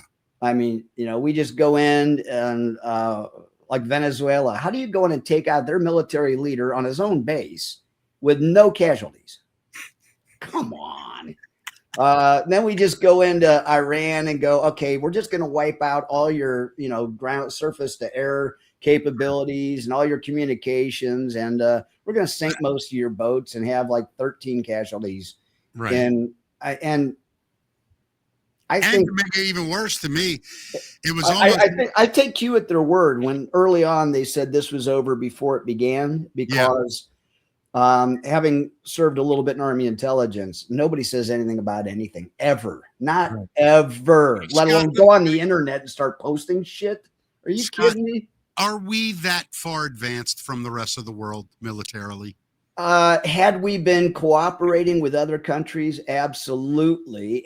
Or had we been visited by some other beings that gave us some technologies because we were finally ready to stop blowing each other up and start cooperating? Possibly. I don't know. But I know this. Whatever Trump did on his capitulation tour before Q started dropping, he either had the world's biggest carrot or the world's biggest stick, or probably both. Yeah. Every world leader literally kissed his ass in the middle of mainstream at high noon every single time. Like, what the hell did he say to them? What did he show them? Do you see, and I'm going to ask an ignorant question, it may explode the chat room. Do you see an expansion of America globally? It's looking weird. He's doing something with the whole Western Hemisphere. You're getting what I'm saying, right? And he's talking about Greenland, Canada, Mexico South might still be in play. Yep. It's getting weird. I will say this. Yeah. If you lived in those other countries and you were promised your own version of our Constitution, and then you would trust Trump enough to make sure that your leaders were going to do what they said they were going to do, but you could keep your sovereignty and your own identity, I think people would buy into some version of that. I look a little different, Scott. I look at it for the first time as America expanding. However, it's expanding in its own idea that we are a country of nations. We are a country of immigrants. And what I would love to live in a country that had an entire landmass that was Brazilian, but they were our citizens. And we could go there and live in peace in the Brazilian culture. They could come here to the mainland. We could go to other parts of the world where we'd all have the same rights, protection, food, safety, medicine, and experience life like that all over the planet. And I have this weird sort of thing that I've been thinking about as I've gone up and down with Christianity all of my life. Was a devout Christian as a young kid. I was Catholic. And a lot of that I've realized was bullshit, the Catholic way. However, the Christian message in all those religions is pretty much always the same when you strip away the dogma. Sure. So I look at the world. I have an interesting theory about Israel. I think that what they describe as Israel for last, I think it's the conversion of Israel. I think finally there is enough awareness where the Jewish community realizes that as Christians, we really came from them. The ideas of Christianity are based pretty much in Judaism, and the line of it. I see Israel converting, and I see, believe it or not, I don't see Israel as the home of the Jews in 100 years, not by force, not by they don't deserve it. I just see that it had its place in time. It led us to here, and I think there's a massive move towards Christianity that's going to spread globally. And I do. I'm not a Bible thumper, man. I'm an observer, and I don't think that the Christian philosophy has ever been surpassed in the history of man. If you have not yet watched my interview with General Quast, it's pinned on my channel. You need to go watch it. If anybody kind of has a crystal ball, I think it's him and maybe Elon. Okay. General Quast helped build the Space Force when he was in the Air Force. And when he came on my show, he talked about 7 pillars of prosperity through emerging technologies, which means we have them. And he's talking about these breakthroughs in the areas of water, energy, transportation. He's claiming anywhere in the world in less than an hour safely. Anywhere in the world. From Akron, Ohio to Sydney, Australia, less than an hour safely. Right around the corner. So wait, you'll be able to get in a plane, go from Akron. He didn't say plane. Don't forget, in a White House memo, right in the middle of it says, we bend time and space. I'm about to help you expand your thinking of what's coming. All right, let me get my helmet. Water, Yeah. energy, transportation, food, information, shelter, how we live, and healthcare. Massive breakthroughs. And as he was describing those to me, I realized very quickly what he was describing. The last word in the last cue drop was ascension. Are you familiar with Abraham Maslow's pyramid or hierarchy of human needs? Yes. Look at those 7 pillars. Half of them take out the first rung: food, water, shelter, heat, clothing, procreation. What's the second rung? Safety, security, financial security, retirement. He's talking about this all disappears. And when I realized what he was doing, I go, wait a minute. That means we jump from the bottom of Maslow's hierarchy of human needs to rung 3, which is love, relationships, and God, don't we? And he said, yes. And I said, wait. If we can have water and energy and food and shelter anywhere we want, why wouldn't we flee the cities? We could live anywhere and build communes of like-minded anons where we know each other and we know their children and grandchildren.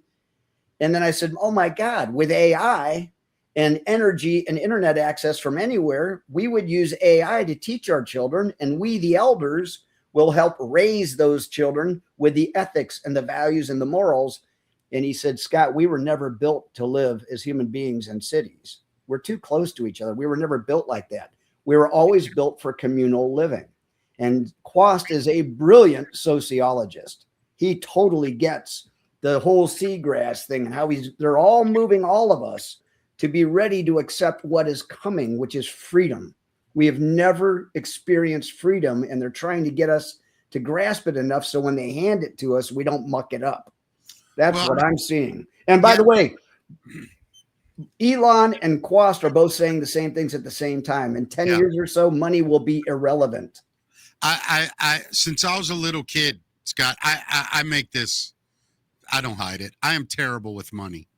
I think money, it doesn't make sense to me. I don't know how you put value on things that, I don't know how a shirt can cost $400, right? $13 free shipping. Yeah, but you know what I mean. You see people in outfits and you go, that's $1,000 outfit. Sure. And you say to yourself, why? And I think the mind virus that is really taken over society is that the I need more mentality. And I think when people realize what freedom really is when you realize you don't need anything except the basics. Because I'm going to be honest with you, buddy. I'll say it like this for the audience, and I'm not always the most gracious in saying things. I've never slept with a woman, and it was better because of what she was wearing. I've never wait a minute. Let me finish this, though, Scott. I've never been with anybody and thought, wow, it's better because of where I'm sitting or the car I'm in. It's always the interaction with that person that really leaves you with that incredible feeling. And that's what life is. It's the interactions between people, not what you can gather in a similar. You are a purple squirrel. You're very rare because 99.9% of the rest of us are all walking around with the same sign on that says, like me best. Yeah. And, we just all have this need to belong, this need for acceptance, this need for some acknowledgement.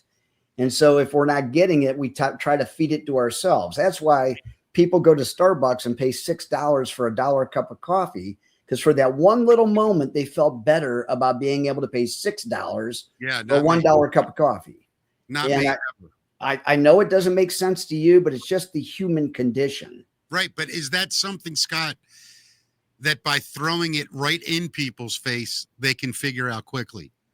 I started doing it with people as jokes. Like my friend will come in and he's got on a $200 pair of like Ed Hardy jeans or something. And I look at him and I go, oh, wow, what'd you pay for those? He's all proud. He's like, $220. I'm like, I paid $9 for these. And look, they're doing the same thing. They're both covering our balls. Like other than that, they're worthless. And that's literally how I look at just about everything. Right. But I don't think you can change how that person feels about themselves, because they probably weren't raised like you were, and they didn't get a lot of attention during their formative years, and they're going to seek that attention till they die. Yeah, I hear you, man. It's hard for me to think that humans can be that shallow and insecure all at once, because to me that's what I see when I see a woman who's, a ton of makeup and her hair is flawless, and I look and I just think all the energy you spent to do that. I feel bad. Like, I But love you just for you. Like, I don't care your hair's not right. women and girls have no hope. They have been inundated It's 24/7, unreal. 365. You're never thin enough. You're never Right. pretty enough. Your teeth aren't white enough. Right. Your Your hair boobs are isn't too straight big. enough. Right. Your boobs are too big. Your boobs are too small. Right. Your butt's too small. Your butt's too big. The clothes aren't right. That's not the right color. Your hair. No, I agree. Your hair should be curly, not straight. It should be straight, not curly. Right. Where I think guys wake up in the morning and they go, do I have any poop on my teeth? If not, I'll go outside. Like, it's terrible. But I think all of that is conditioning. We've been taught all of that. It is. And I will say that for me and my wife, when I fell into my depression, and literally all my customers closed their doors inside of 60 days. I lost my sense of esteem because Sure. I loved solving problems. I loved training and mentoring people, and it was all gone. Yeah. And so I was just drifting I'd wake up, my calendar, there's nothing on my to-do list. There's no appointments. There's nothing, no project I'm working on, Right. nothing. Yeah.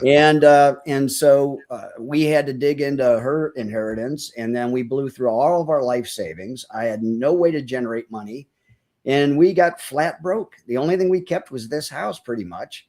And it was the greatest thing that's ever happened to me. I got to tell you, dude, I do my shows every day now. And when a $5 Rumble rant comes in, my heart literally leaps. I'm like, this is amazing. This is amazing, because I don't take anything for granted anymore. There was a long time where I was deciding to get chicken or eggs.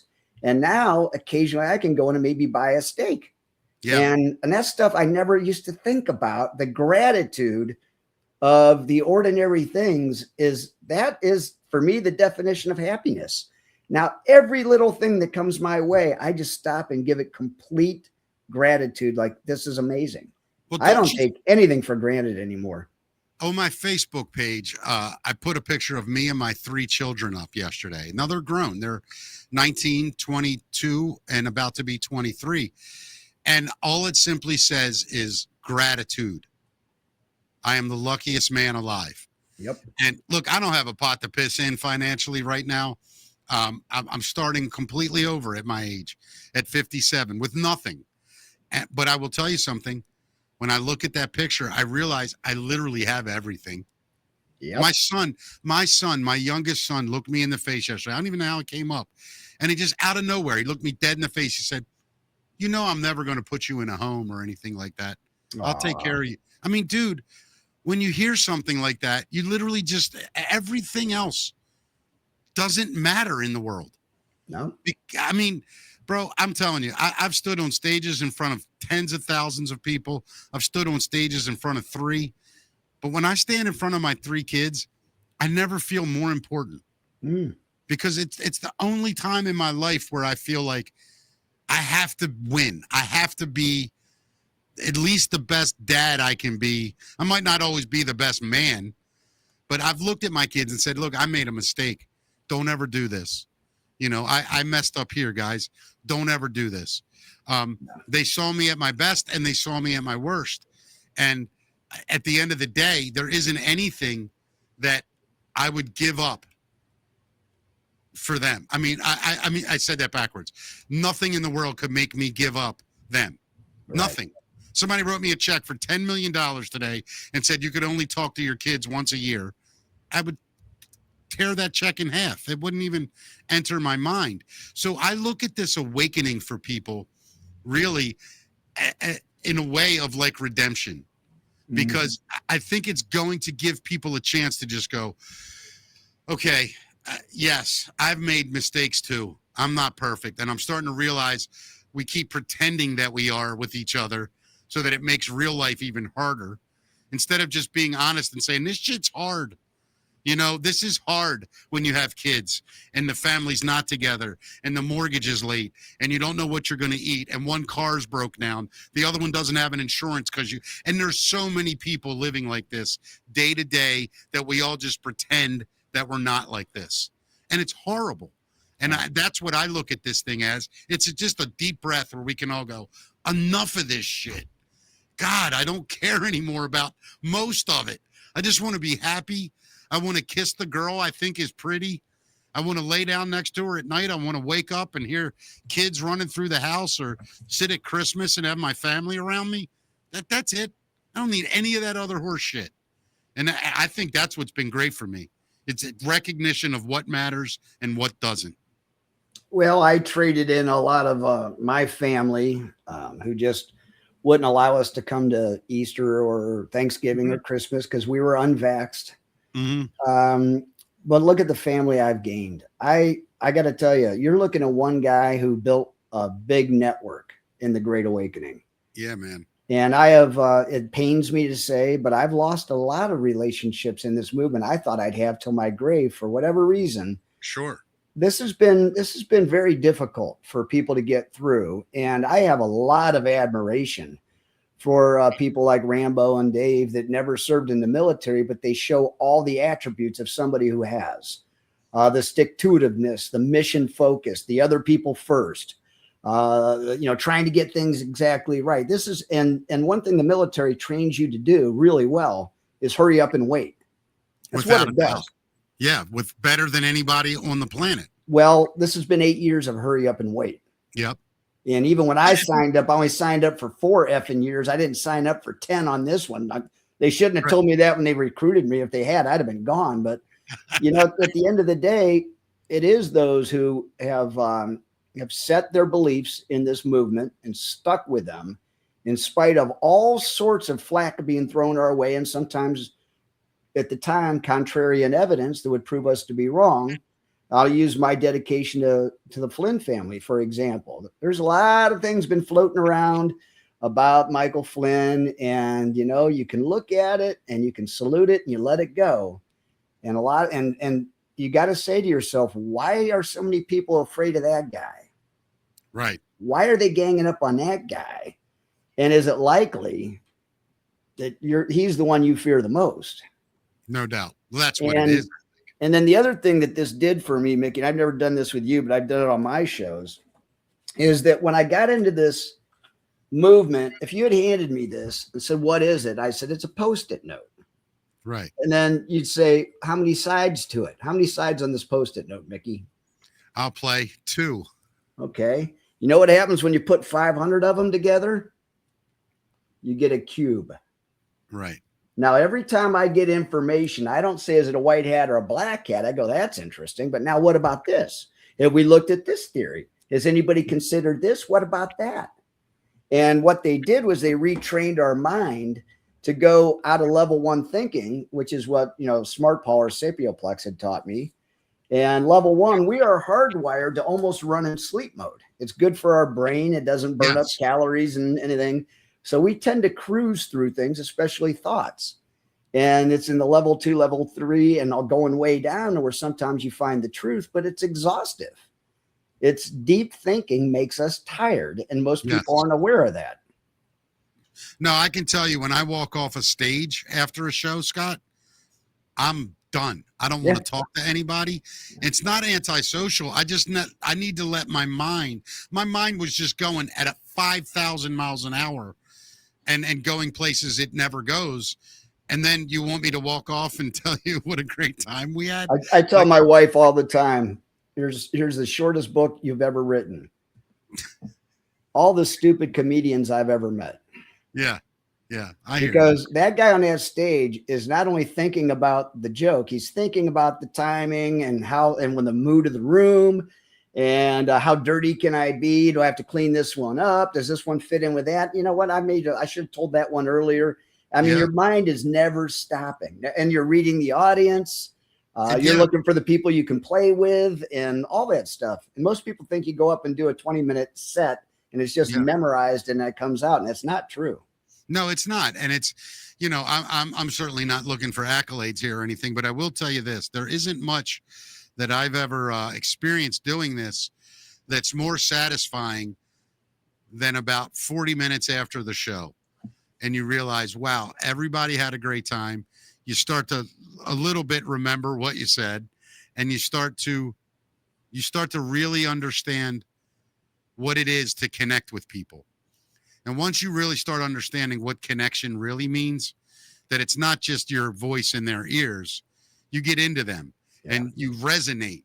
And when you can do that, it's powerful. And I've never taken that for granted or overestimated or underestimated it. How are we doing on time? I don't know how long your shows go. Go till 2.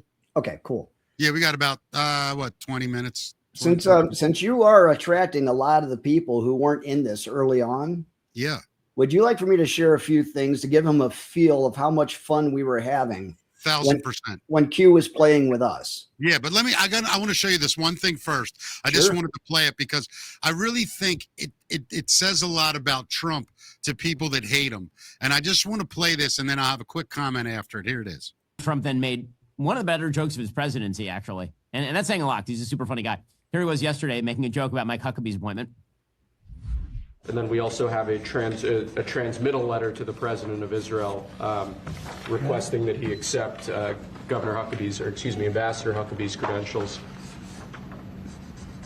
He's going to be fantastic. He's going to bring home the bacon. And then even though bacon isn't too big in Israel. I mean, come on, dude. Come on, bro. That's just spectacular. You know what's funny? When I was a kid, I was a cartoonist, and I used to make up jokes. And one of the first jokes I ever wrote showed a picture of a church right next to a synagogue. Right. And it said, Merry Christmas, free hams. And all of the people strolling out of the synagogue. And all I said was, these people are torn. But the reason I played that, Scott, is because I can't remember a president, and I was young, I'm going to admit, since Reagan. I was in my early, 11, 12 when he became president. But I can't remember a president that seemed more personable than Trump. Right. And I think throughout history, if you go back, Kennedy, they said Lincoln was very funny and personable. There were other greats, Teddy Roosevelt. Presidents that really stood out were characters. They were individuals, man. Right. They were guys that were them first. They were themselves first. And then the power of the presidency, they represented as themselves. And I think that is why Trump has such loyal love from a lot, is because it is who he is. He's not faking anything. Nope. I mean, he says it, he's going to do it. And I think that's the biggest problem that his opposition has had, is they go, he says it and then he does it. We're not used to this. Somebody in the chat begged me, and they said, would you finish your thought about this 4th of July and what Trump said about it? So real quick. Yeah, I'm sorry. Go ahead. That's okay. He's been pointing at it now for about 18 months. Right. This is going to be the big kahuna, the big casino, the big celebration. And he's not going to do that while inflation is up. He's not going to do it while all these things are pending. I mean, how depressed would we be on Independence Day if we know our next election's about to be stolen again? I mean, think about the morale. Yeah. So I don't date fag, but we're only looking at April, May, and June. We're looking at 3 short months. And we're going to know, kids, 4th of July is going to be everything he promised, which means we don't necessarily get everything, but we sure see where it's heading. And we'd maybe get 1 or 2 wins so that the rest of them, now we believe them. Yeah. And so I think the next 3 months are going to be maybe the flood phase that we've been talking about now for 8 years. Let's see what happens. But Trump will not, and the one thing about him, his ego would not allow him to say, I'm throwing a big party, everybody's invited, and you show up and there's a shitty band and 2 porta potties. That ain't Trump. That's so true, though, man, because that is exactly what he would do, and you know it. Hey, Scott, I'm gonna put the link up If anyone would like to call into the show, I do it every show. We just take live calls. Oh, cool. If anyone would like to call in with Scott and I for the last 20 minutes here. Scott, you had sent me a graphic here. What am I going to pull up? And what is this? These are a few screenshots of what was happening when Q was dropping and how the Anons got to play with Q. All right, And how they actually knew who we were. So this was on a Friday night in April of 2020. And I'm on my Zoom with my buddies, especially the guy from Australia. And I go, hey, Q's carpet bombing on the boards. Let me get in there and play a little bit. And so I just dropped and I said, ex-military here, Q. Please don't let us down. We were willing to die then and still willing to die now. Do us proud, please. All they said that was April of 2020, correct? Yeah. Okay. And all Q said was, for God and country, brother. And I'm like, how did you know I was a man? Wow. How did you know? Well, they know who we all are. You really think so? You think they're paying attention? They recruited us. That's wild. So then this was on May 9th. I had made this video and dropped it on May 2nd, just thanking all my Twitter followers. Sure. And it's a little 30-second video. Might have been a little day drinking involved, I think. And I just said, hey, I'm just grateful for all of you helping me with my digging and my theories and yada, yada, yada. Well, a week later, I'm red pilling some guy and my phone dings and I click the link and it's me talking. It was a Q alert. And I looked at him and I go, well, Q just doxed me. I go, now the whole world knows the beer at the parade is Scott Zimmerman. And I said, and so for like 2 days, I'm like, what the hell is this going to do? And then nothing. And I realized when Q said, you and your families are safe, trust us. If they were willing to dox a veteran and a patriot, that means we're good. And that's when I knew we were good. Here was one where I was just playing with them to see if I could get them to do something. So they had their own page on 4chan and 8chan. And they used to be nice and organized and placeholders. And then they just started posting stuff and it turned into a junk drawer. So on April 9th, I specifically said tomorrow would be a good day for some house cleaning. Why don't you go clean your page up and put the placeholders back up? That'd be nice. 23 hours later, they cleaned up the page and put the placeholders back up. Exactly as I asked them to do. That's bizarre, bro. They were showing us that it is a communications. And then this, at the time I was just an anon. I never in a million years thought I would be a podcaster or whatnot, but they know who we are. And on my 60th birthday, on my private Zoom, Mike Flynn shows up in my private Zoom, sings me happy birthday and hangs out with my friends for 20 minutes. And he knew damn near all their names.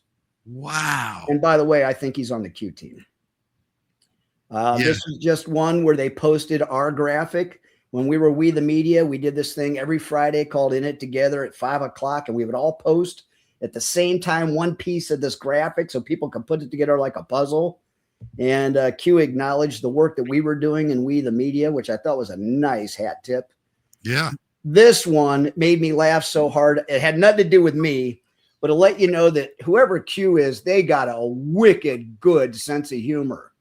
And so somebody posted and all they said was test. Are you familiar with how the Q trip code works where you can tell it's them? No. Okay, look at the bottom one.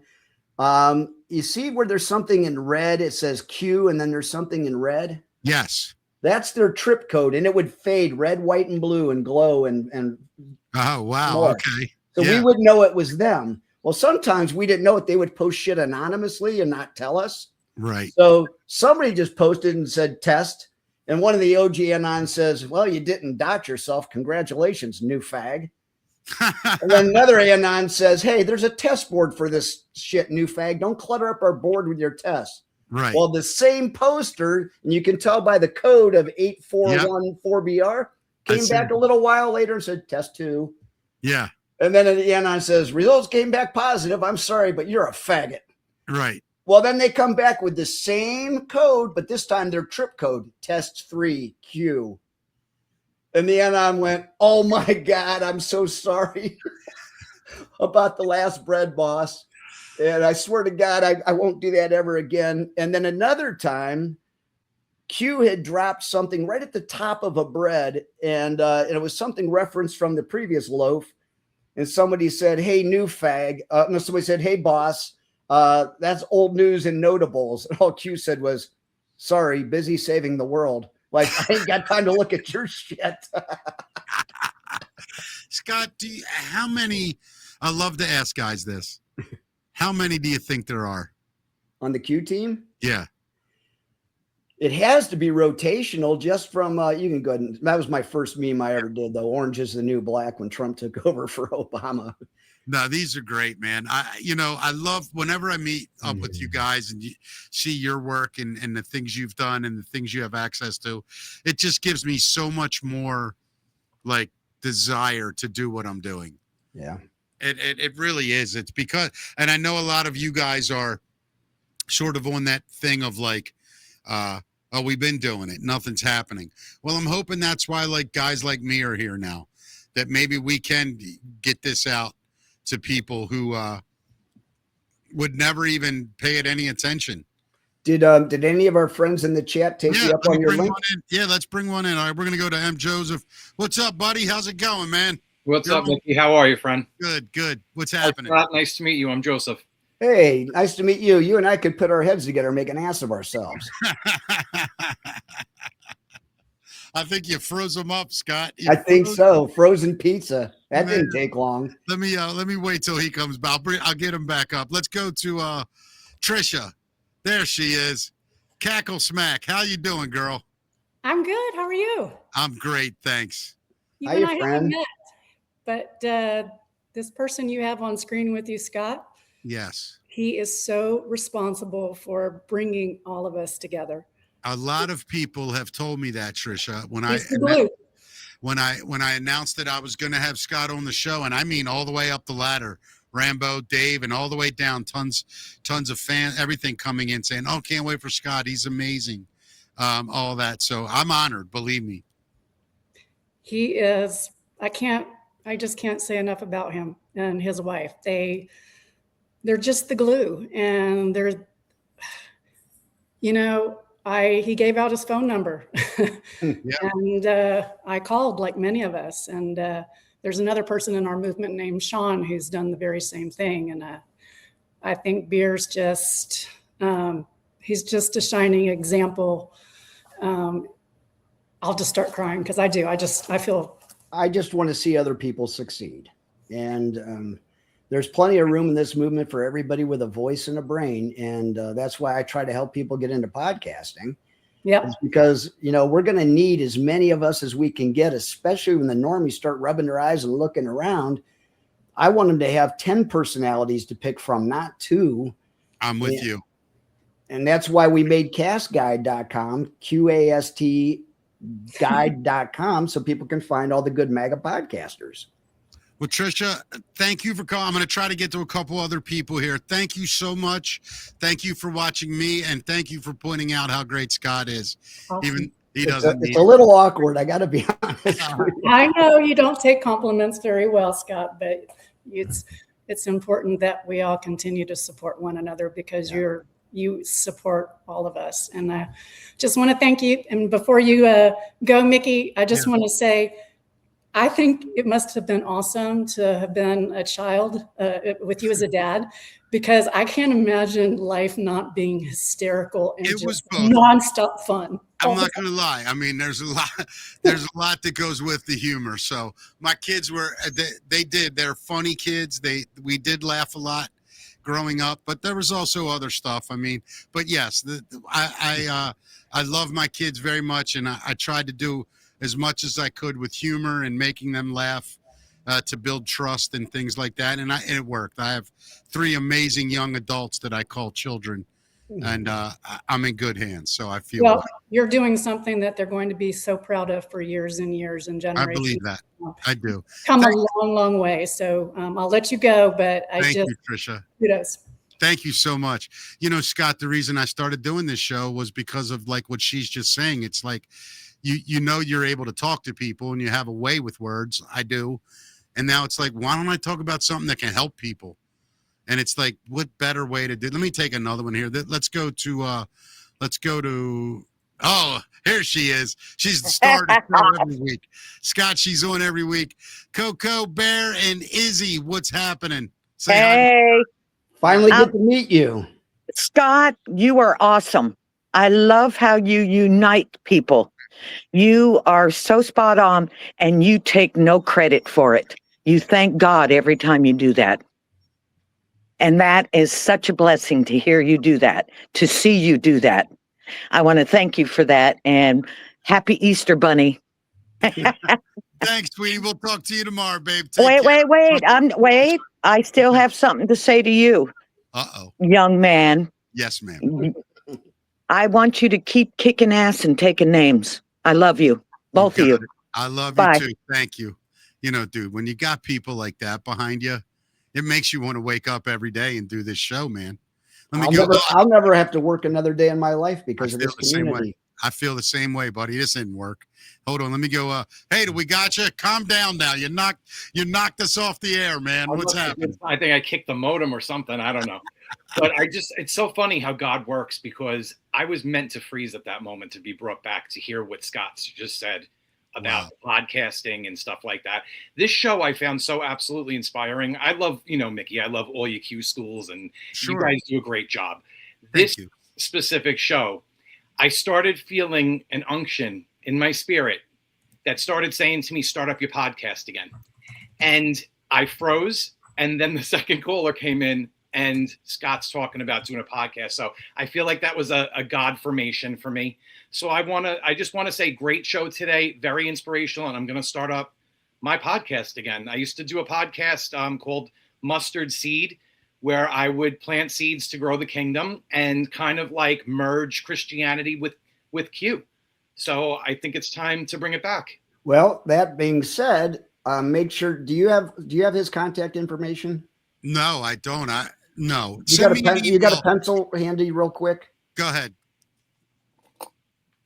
Shoot me a text at this number. It's a burner phone, but put your name and your number, and I'll call you back from my real phone.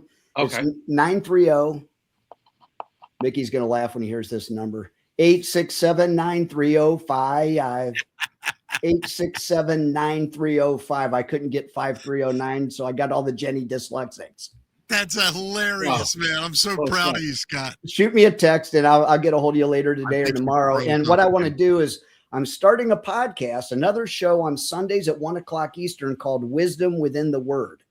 And me and my buddy Kurt are going to be going through the Bible together in the red print and just talking about how Jesus's words can apply today, especially in the Great Awakening.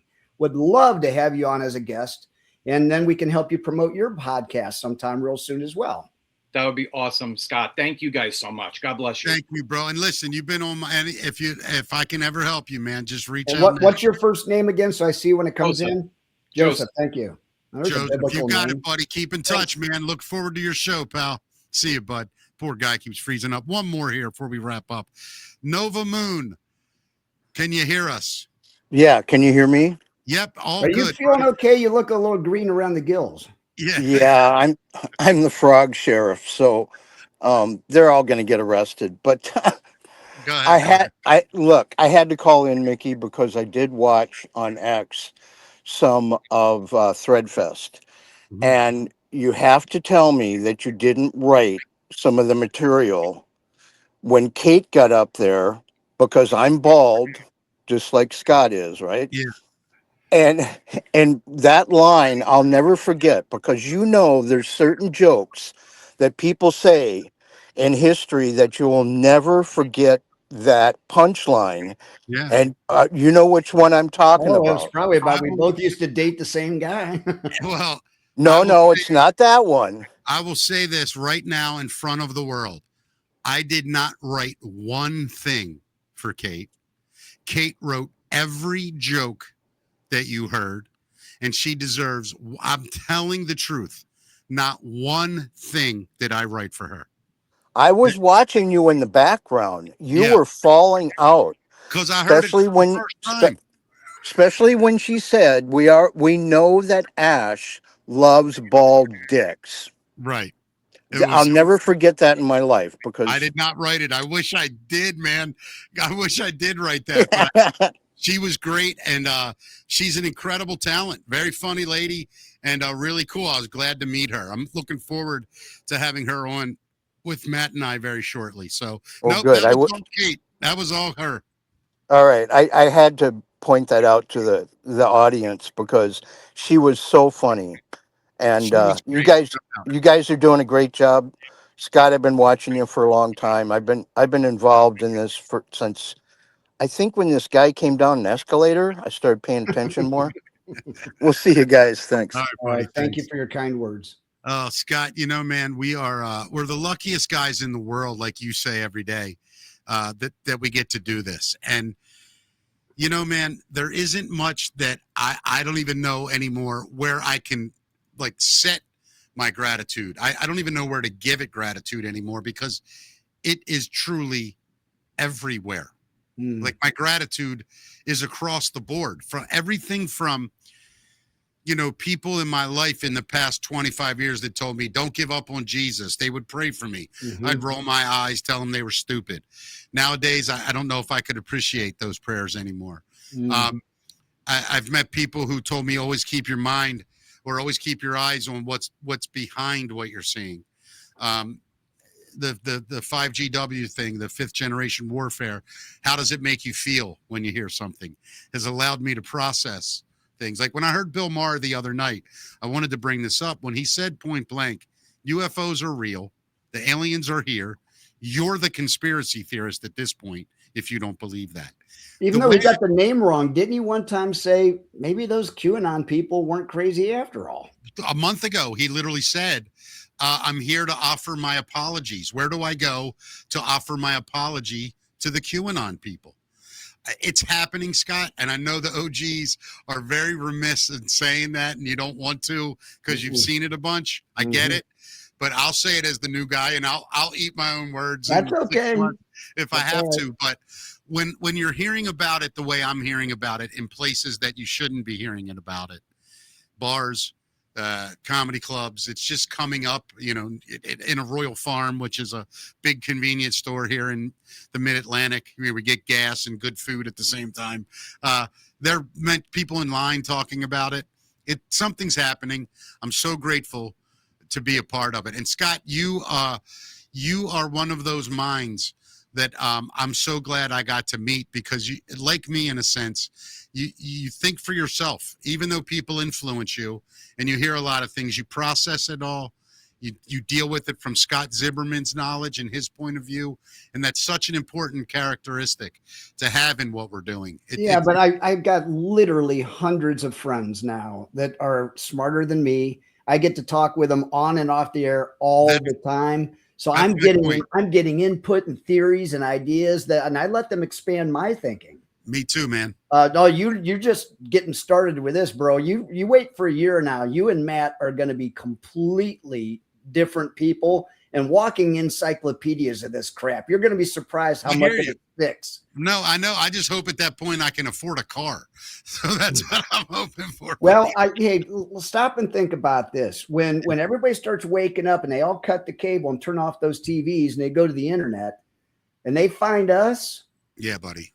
Those people will donate. They will help us. They will try to keep us on the air. I do not want to sound unappreciative for what's happening now. I can't believe the way they support it now. And I hear you, man. I'm just making a joke about how tough it is, but I can't imagine ever doing anything else the rest of my life. I don't know what I could do. And after this, well, now I've gotten to the point. I did 200. This will be my 292nd show in just over a year. Wow. And now I want to do more shows because I've got the time. Yeah. And so, again, maybe it's because I'm doing them backwards than what Rambo and Dave are doing. These guys put and Abs and Stormy. Yeah. They put all the research up front and then they deliver like a 2 or 3 hour presentation. Yeah. Yeah. And they do that day in and day out. That's exhaustive. Yeah. Those guys are second to none, man. I do the opposite. I bring in the smart people who've done all the research. And then I just sit in the audience and I go, well, we want to ask them this. That's all I'm doing, brother. And so I just try to, I know my audience and they know I know them. And so what I want to do is I want to not only get to the story, I want to get to the story nobody else thought to get to. So for example, I noticed that one of my good friends just had, was it Chad Stewart, that book author, that children's author. And I'd interviewed him a year and a half ago. Yeah. and their interview was markedly different than mine. But when I interviewed him, every question was about how did you get into writing? How did writing itself change you? Right. How do you approach research? How do you tie that in with your personal life and all that? When we were done, he goes, "That's the best interview I've ever had because you never once asked me about my books." Bingo. I said, "Anybody can read your books. I want to Right. get to the man." I'm the same way, buddy. I want to know the person. Scott, I hope this is one of many, many more times we speak. You have my number, buddy. Anytime I can ever help you and Well, vice you versa. know, I'm getting you and Matt on as soon as I can. I got to get to your stories. Yeah, man. Well, I'd love to do it. We can't wait. Both of us are really into it. Okay. Scott, this has been an unbelievable, by myself, 2 hours. You made You it. did great, bro. And I only had to push a button a couple times. I know, and I kept trying to make it easy for you without a lot of screen shares or You anything were like that. great, Let's just have a chat. It was like I felt like you. Never mind. It was awesome, man. It was awesome. Scott, you will be back. Thank you to everyone. We're not going to raid today, obviously, because Rambo's not on. But to everyone else, thank you, Scott. Tell everyone where they can find you, please. Every day, every weekday at 5:00 on Rumble and Pilled. It's Beer at the Parade, all one word, no spaces. And on Sundays, same channel, but the show is going to be called Wisdom Within the Word at 1:00 Eastern Time every Sunday afternoon. And since that's only 6 a week, I'll think about doing maybe 6 more shows every week. I'll figure it out. I wanted to show you. I don't have it. I lost it. Rambo made a rant, and he had said to let you know that you should change your name from Beer at the Parade to Mead at the Parade based on that shirt, buddy. So, a little Renaissance throwback shot at my, is that what I'm looking at here? I wasn't going to ask you what time the Crusade started today, but I do want to say it's a fantastic shirt. Scott, thank you so much. And to audience, thank you. We love you. Matt and I back tomorrow at noon. Scott, thanks, brother. All right. Thanks for having me on. See you guys. God bless you. God bless you. All right. Bye for now. See you, man.